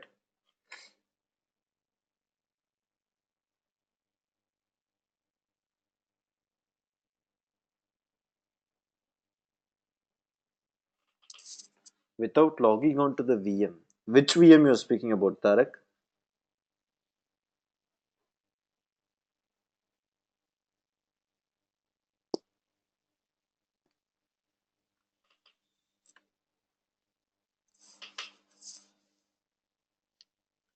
Tarak, you need to check the video only. I don't have the document for this. Check the video once after I'm done with it. Check the video. Now, what you guys should do is, as I go with the demo, you can take the steps to be noted or something. That should help you out.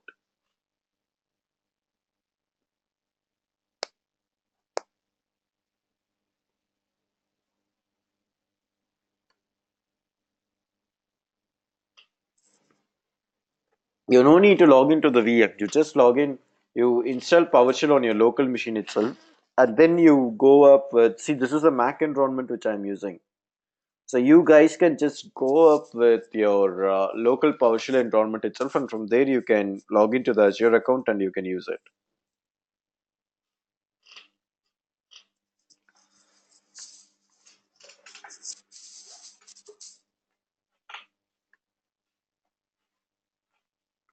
Any other questions?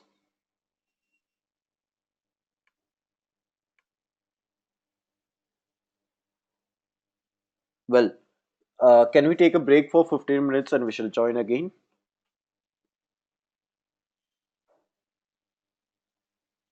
Cool, Rishabh. So we will be joining for Linux, okay, creating Linux VM and connecting with Putty, and also about provisioning the puppet management, all these things. Okay. Well, guys, thanks. Let's join hardly by 15 minutes. Okay.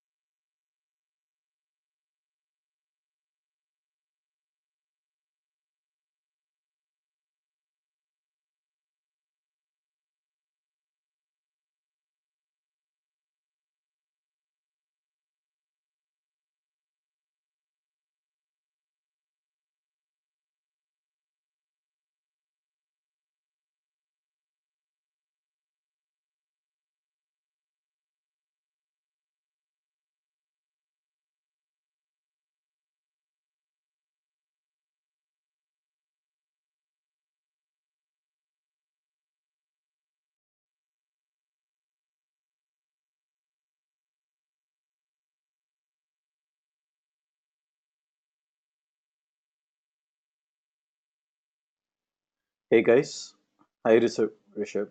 Please share the URL of GitHub description of the students fund to copy it.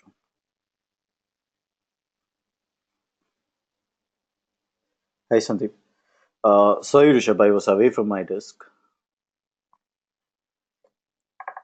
Shall we go for the next demo for the Linux VM?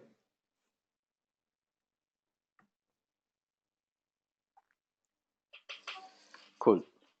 So the next thing that we can do is here we have the Linux VM as well. So you can go for create a resource on creating the Linux VM, and you say that I will go for compute, okay? And you can select the image that you need. So namely, I will create a Ubuntu server here. Let's click here and I will say it's going to be Linux VM hard disk.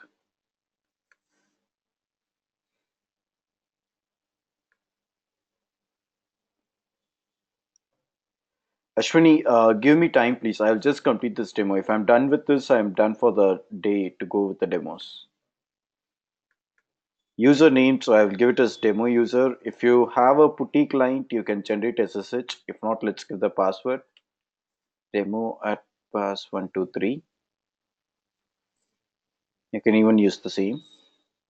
And you can give the login privileges for the AD tenants as well. So that's login with Azure AD. And let's put it on the same resource group again, Edureka. Let's click on OK.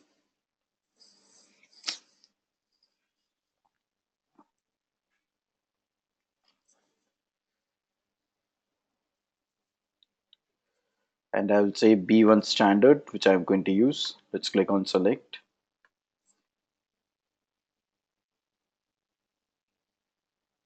Rishabh, Azure AD is nothing but Azure Active Directory. Okay. In your Active Directory, you will be having tenants, right? You will have, say, for example, I have Firoz at CodeSizzler.info. I can even create Rishabh at CodeSizzler.info and I can give you the privileges to access the VM.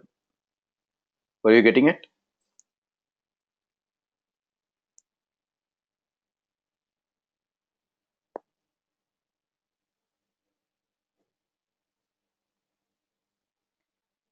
Yeah, that's not a part of this module. It's like we have around on the ninth or 10th module where we will be working with ADB to see all. So there we will be having it. Okay, here you don't consider the here, please. Yeah. Well, so you guys know all these things. Let's just go up with clicking on OK. Okay, I'm going to connect with SSH. Okay, let's click on OK.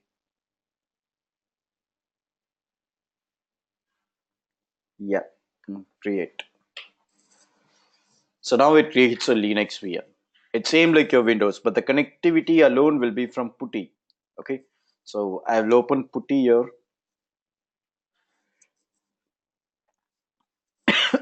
Excuse me.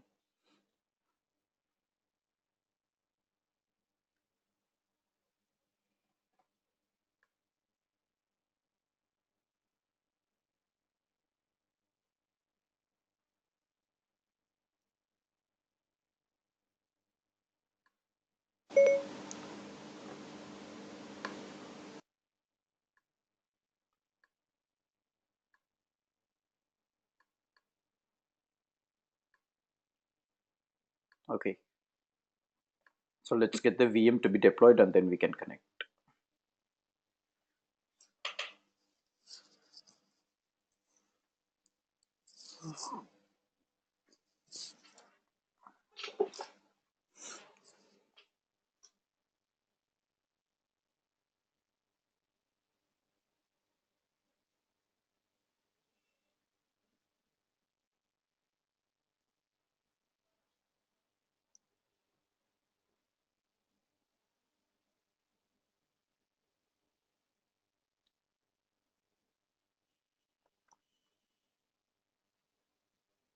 Yeah, there was some error, right? Someone was asking some question.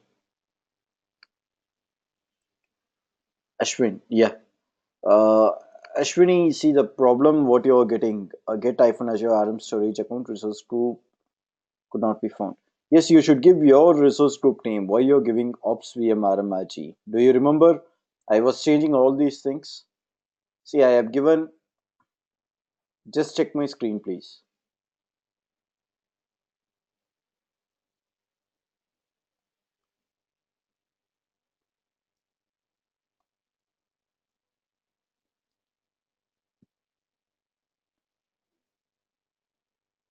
Can you find this? Get Azure RM storage account with the resource group name is the resource group name which I have given, not ops VM RMIG. That's a template. Make the changes, please.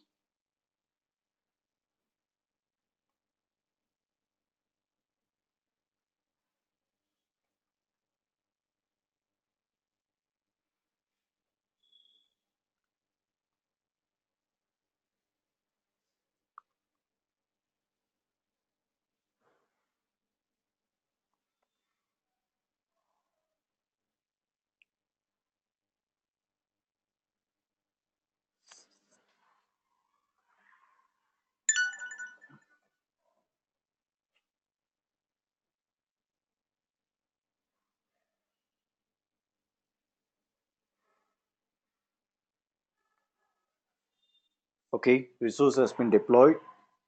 So let's go ahead. I will go to the resource,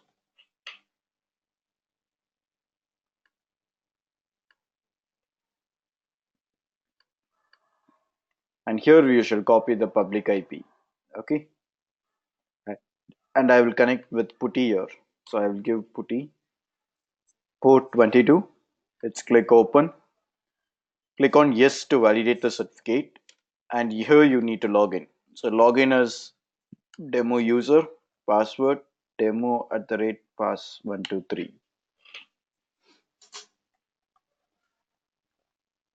Can you find this? It has logged in for the Ubuntu machine now. So you're there at demo user at Linux VM directory.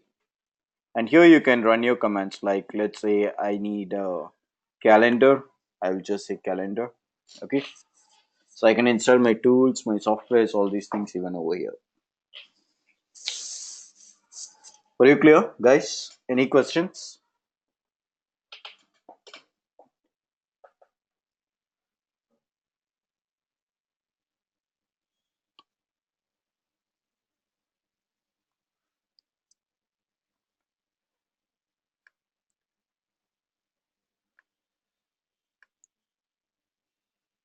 Let me know if you have any questions, please.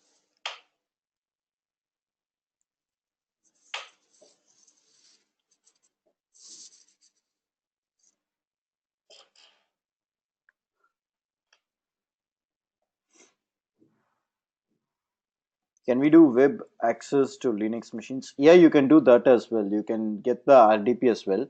And for that, you have an extension which we call it as genome extension, right? You can use that and you can give the web access as well.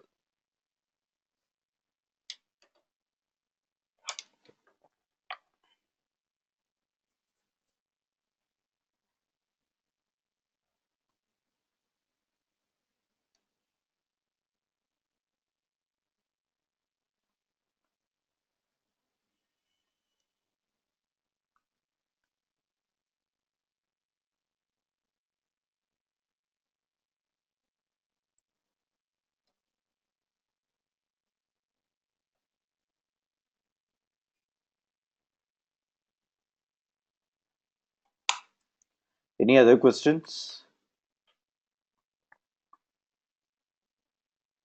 Well, guys, so the further things that we have here is like you have the tier applications, like the entire architecture, all these things, okay, which I will be discussing on the further modules. And you do have the, see here we are doing the update management where Azure takes care of it, or you do have tools like Service Fabric cluster, okay.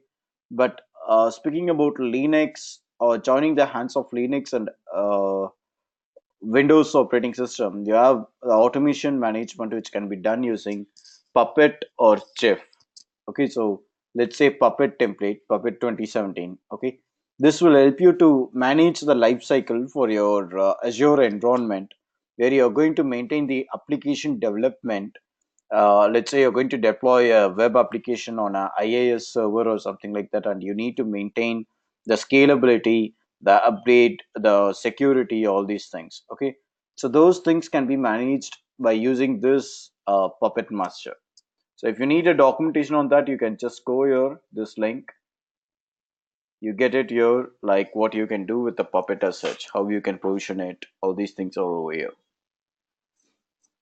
So you can just deploy an image using the Puppet, or you can call with the existing server machines that you have it over here. Okay, so I'll just click on create, and let me create a machine.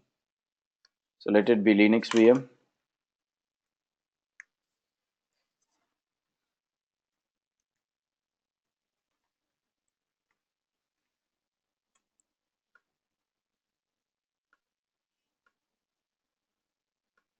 Okay, new resource.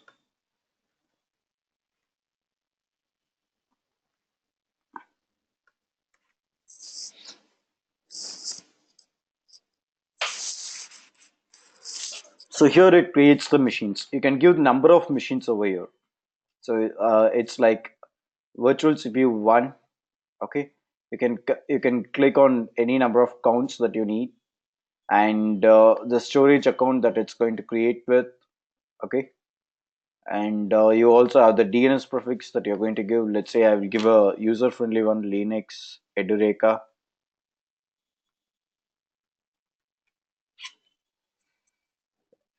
and it's going to put it on a subnet.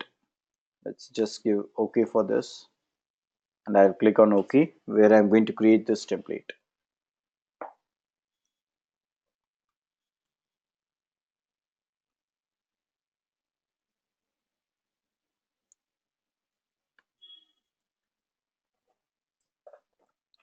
Let's give create, and it gets created.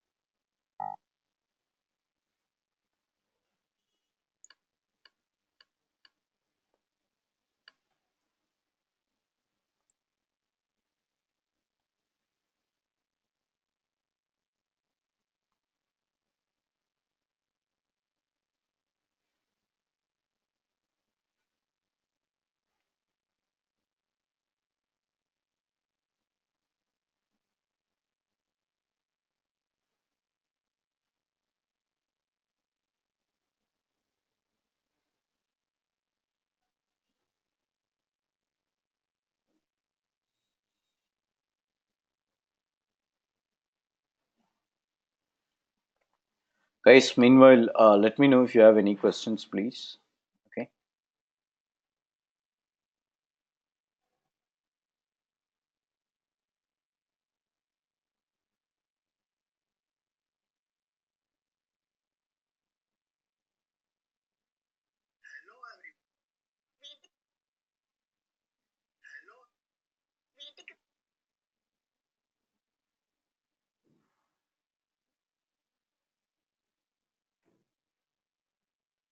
Please let us know why we use Puppet.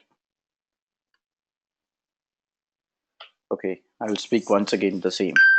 Rajiv, Puppet, Chef, okay, all these things are auto management tools.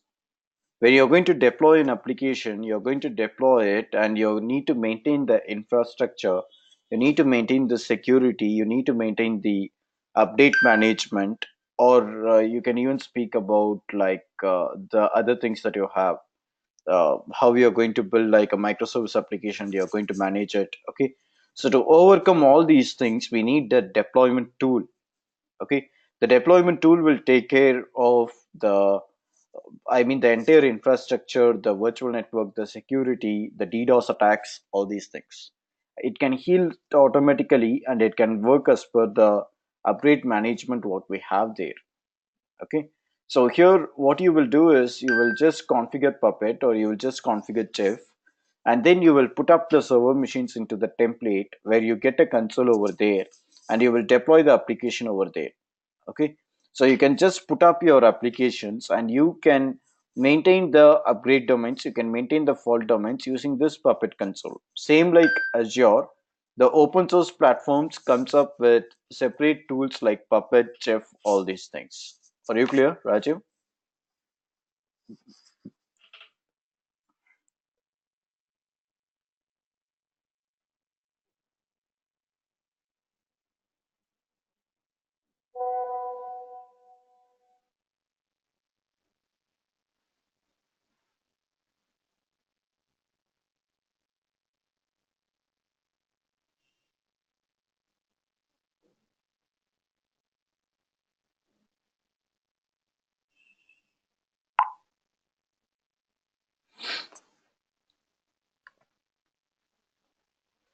Okay.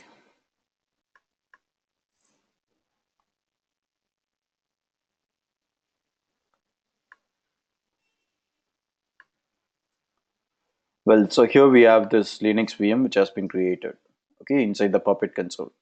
So you have a DNS name, all these things. Let me copy this DNS name, and I will go to the chef, sorry, this one itself, the putty itself, and let me connect this.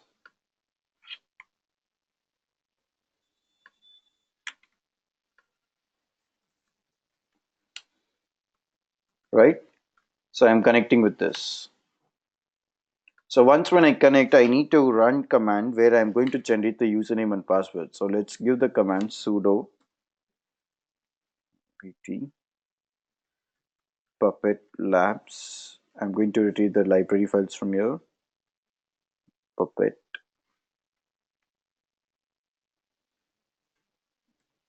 bin slash ruby slash pt. Let's first try with this. It trusts your password. Okay, pass 123. Oh, okay. Let's give bin slash ruby slash pt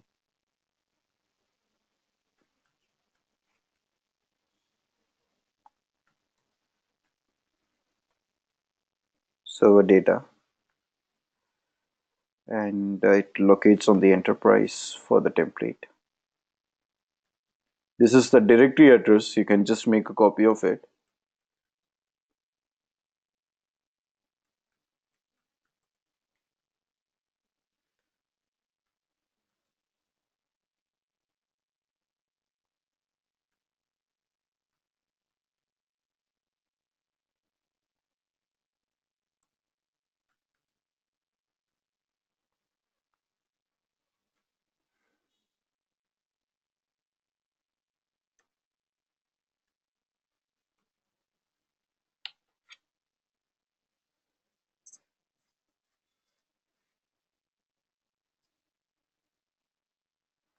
Okay, guys, this command alone, I'm missing with the directory address exactly. Okay, just give me time. This alone, keep it on hold. Okay, I have it on my hard disk. Maybe this I will check it and I will let you know. Okay, what you can do is you can just log in for over here. See, you copy this DNS. Okay, you put it on new tab with HTTPS. It will open Puppet console. Okay, go for advanced and allow the security things. So we are getting this bad gateway. So I just need the password to be restored. I will check this and I will let you know. Okay, just keep this alone on hold. Is that okay?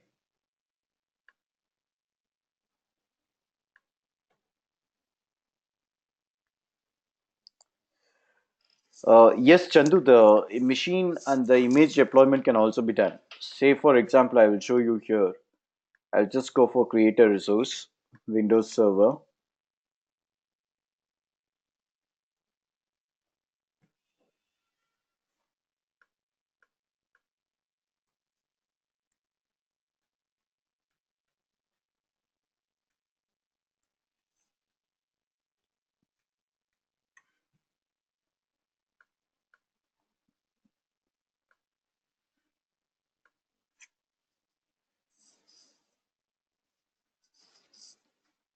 So here, give me a second, I will show you. B1 standard. Click on select.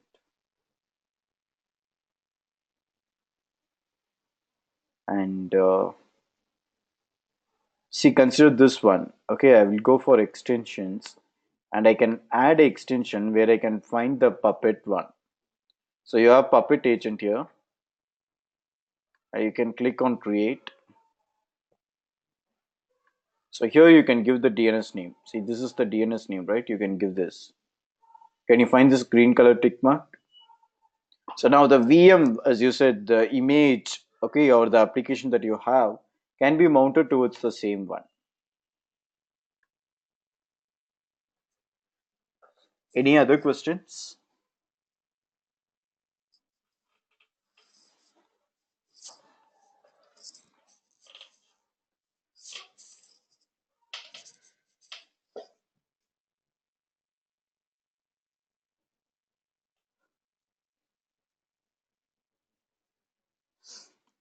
Well, guys, are you trying with the demo?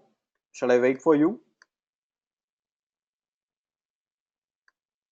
So we are done with these things. Okay. So it's all like we are done with the virtual machine, creating and connecting a Windows virtual machine. Just this configuring VM using configuration management tool alone is on pending. Okay. Just give me some, maybe probably the next week I do. Okay. I don't have my hard disk with me. I need to get to my office. I'll check the script location and I will let you know for this. Okay. The Puppet and the Chef one.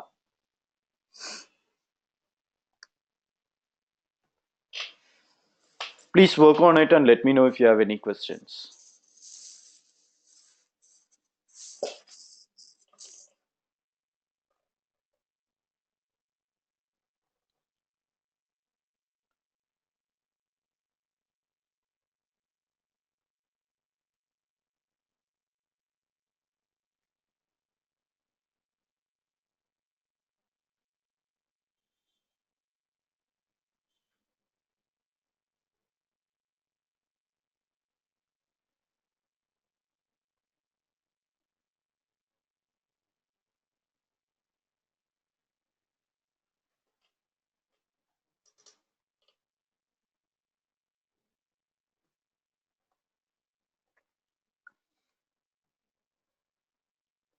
Rajiv Suni, only application can be put in Puppet or VM can also add.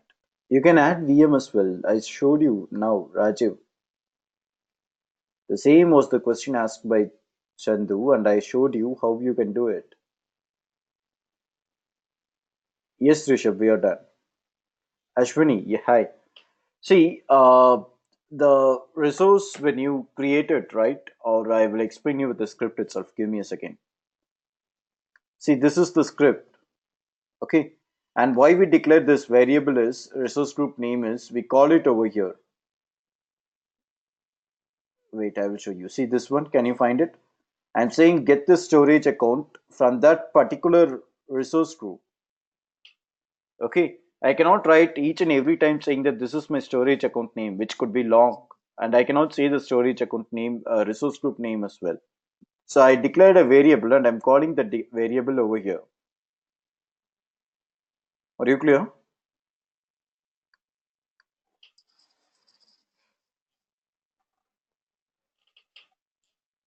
Cool.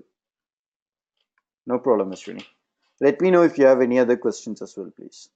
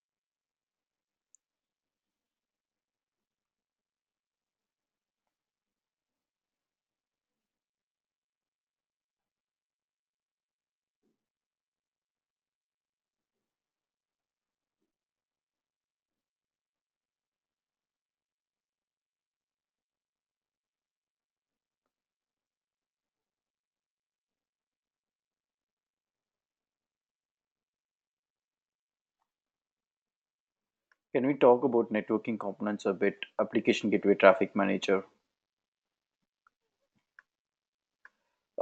Yes, Rishabh, I can. See, traffic manager. Okay, first I will speak with the load balancer. Okay, load balancer is where it works on layer 4. You have two things there. One is a public load balancer, and the another one is internal load balancer.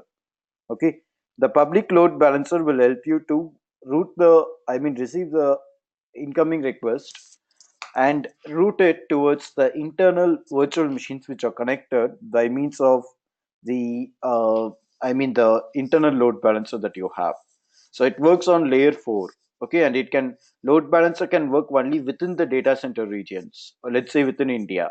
Okay, now the application gateway is where you will be having the application gateway, and you can route it towards the machine, where you have the data automatically. Like it's commonly like you go for web traffic load to be distributed on again a layer 4 with a TCP and UDP level. So you set a route traffic there saying as if it is going to be image, then it should just go directly towards the image directory. It will not go for each and every VM checking for whether the image directory is here or not, like that. You say that image directory is here and it gets routed automatically. So that sort of route filtering can be done using the application gateway. Okay, so the application gateway and the load balancer works on layer 4. So it's all internal. When it comes with traffic manager, it's on layer 7. It works between different data center regions. It specifies a routing algorithm saying that whether it's going to be on geographic based, or it is priority based, or it is performance based, like that. And it will route the request towards multiple data center regions where you have the server machines on which the web application has been uploaded. Are you clear, Rishabh?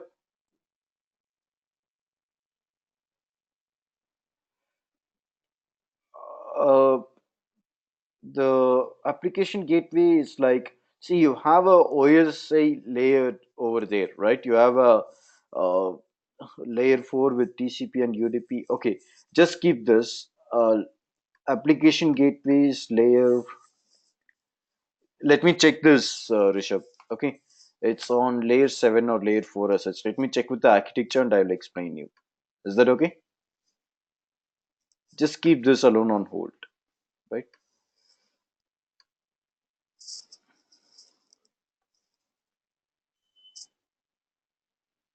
It is yeah, if it is like a URL based routing, right? Yeah, application gateway comes up with URL based routing, so it should be on layers 7 only. You're right. Wait, I will check it.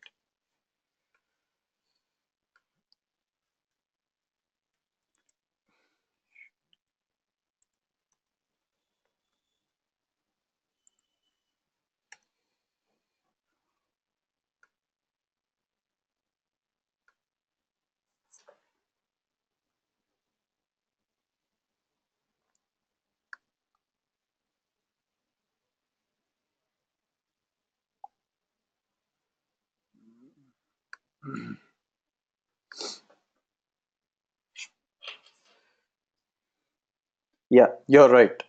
Correct. Rishabh, you're right. So it's load balancers layer 4, and the application gateway, yes, it uses layer 7. The URL based routing will use layer 7. You're right.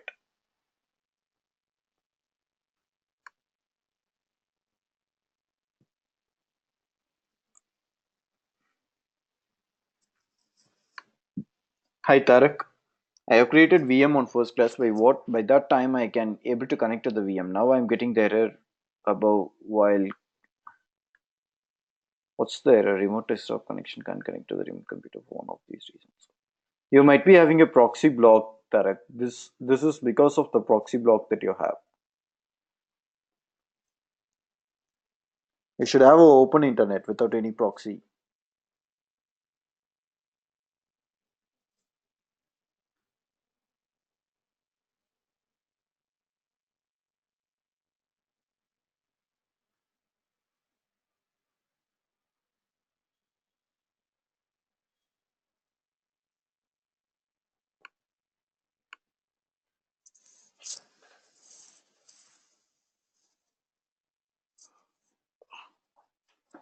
Any other questions? Are you able to work? Yeah, inbound rules not on your server machine, but on the network that you have, the network that you're working, right? There, I mean.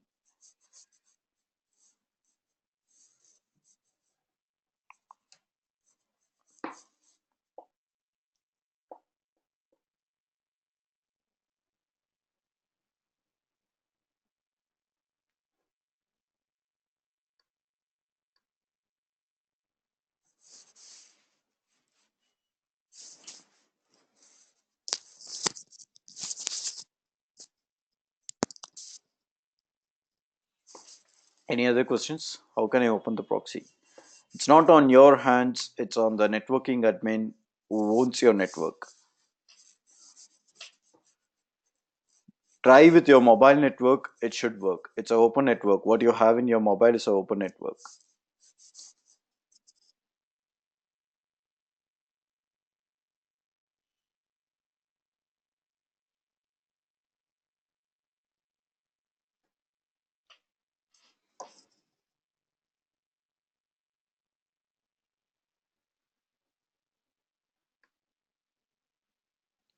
Can we have same VNet in two different subscriptions?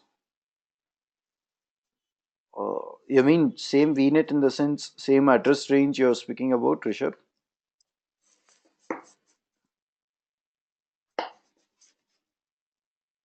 Yeah, you can. Yes.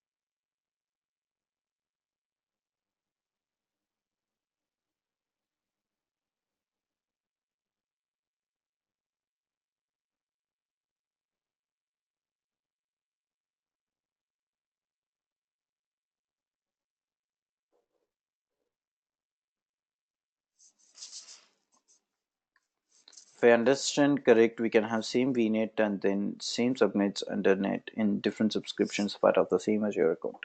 Yeah, you can. See, I will show you. I have it even in the same subscription. I will go here. I'm speaking about the address range. Okay. So this is a lab VM, and the lab VM has a network, which is a virtual network. Okay. So let me go to this VNet. Can you find this? It is 10.0.04. Okay. For lab VM. And wait, I go for Edureka VNet now.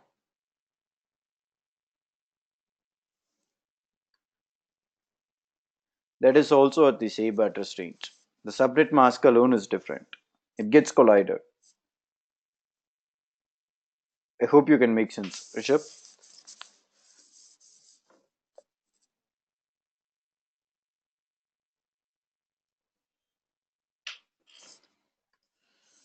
Yeah, the subscription is same. What I mean is it can be done even on a different one, not an issue.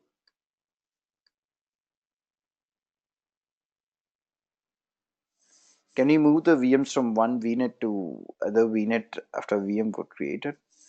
No, you cannot do that, Chandu. That's not possible.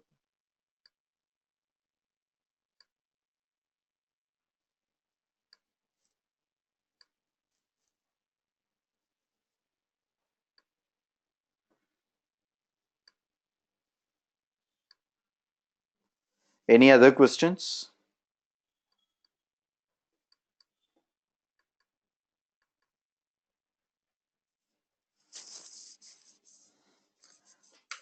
Well, try with the demo, and yes, of course, I have uploaded the video as well. I hope you should have seen it. I don't know whether you guys are following it or what.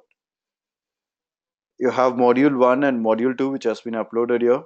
Okay, just make sense with the same and let me know if you have any questions. The module 3 also I'll be uploading it on the same. Okay, the why I upload it here is that you can get the files to be video to be downloaded. That's the reason I put it over here. Where are you uploading the notepad files? I'm uploading it on my OneDrive, Rishabh. Let me put it at one sec. Give me a sec. This I will share it to you people.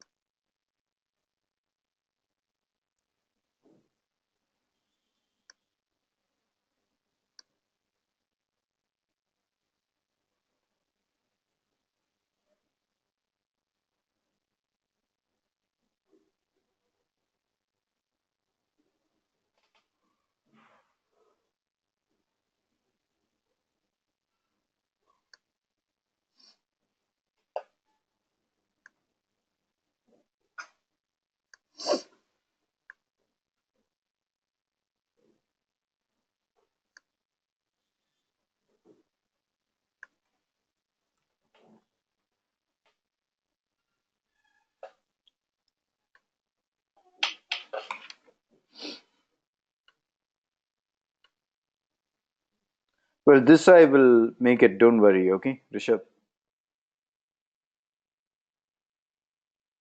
No, you cannot put it on YouTube, Rishabh. One day I can put it on OneDrive and I can share it to you guys. It's not like you have plenty of notes or anything over there. It's like very basic things that I've written.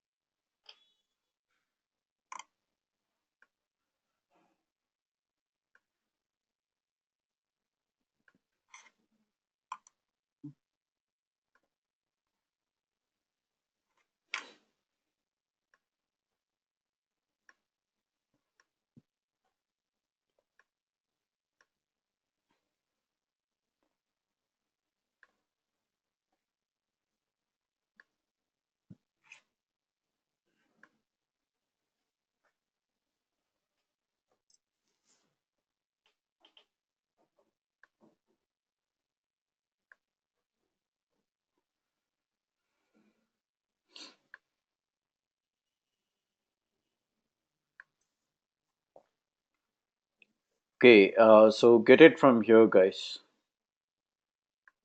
Rishabh,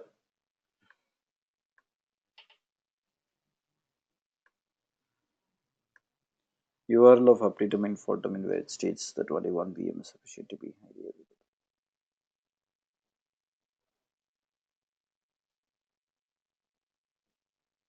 available. I couldn't get you. Rishabh, can you make it simple, please? URL of update domain and fault domain where it states that only one VM is sufficient. See, that's what I mean. Like you can spin up one VM. If you're spinning up more than one VM, then it falls on VM skill set. And there you need to do the load balancing all.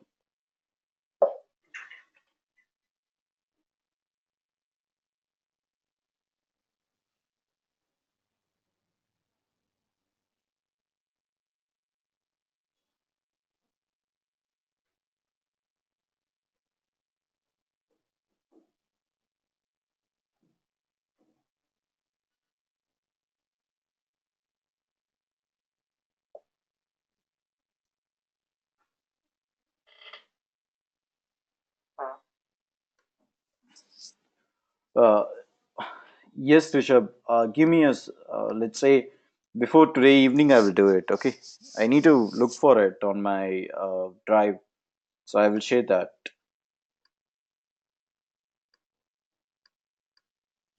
Yeah.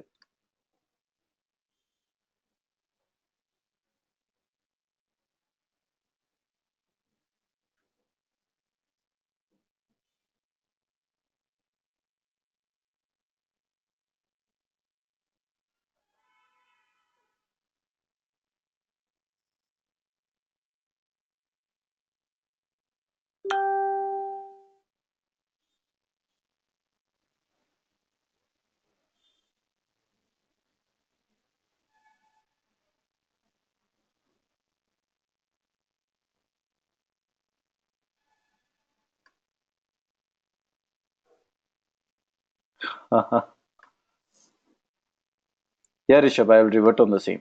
Thanks.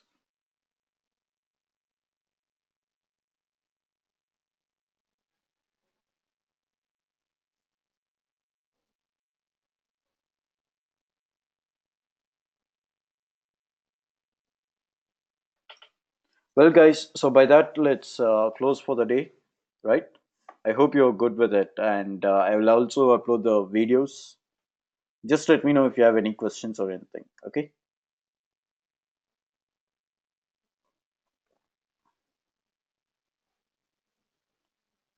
Once again, I'll drop my email ID here. Please do write me if you have any questions.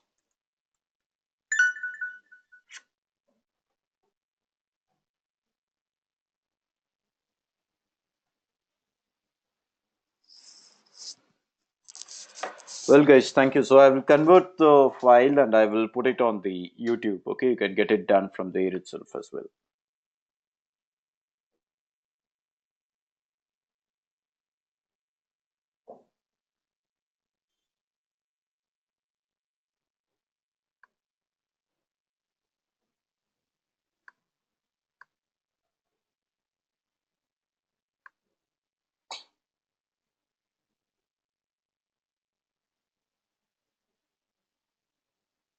Any other questions? Are you sure, guys?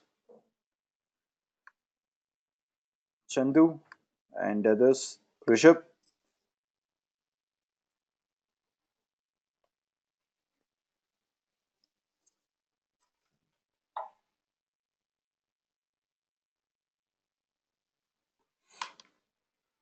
are you all there?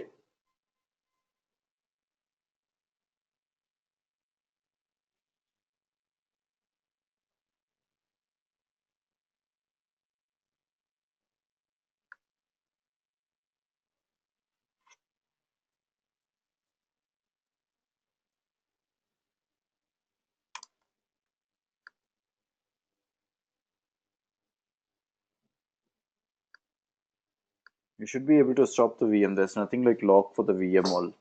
And please clean it up. You don't remove it. Clean it up, please. You just go to the PowerShell itself. Keep the lab VM alone and remove the other things. Remove a Azure ARM resource group hyphen name and Eureka RG.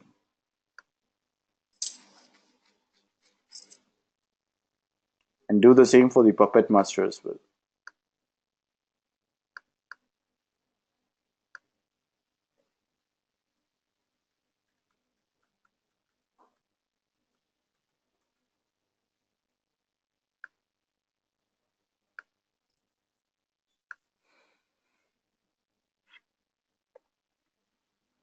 Got it?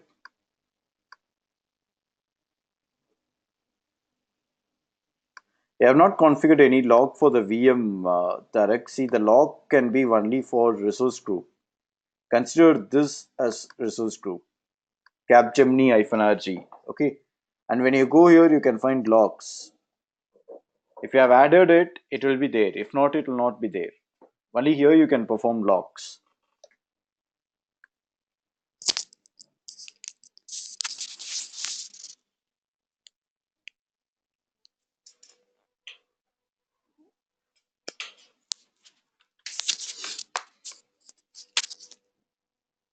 Okay. Well, guys, any other questions?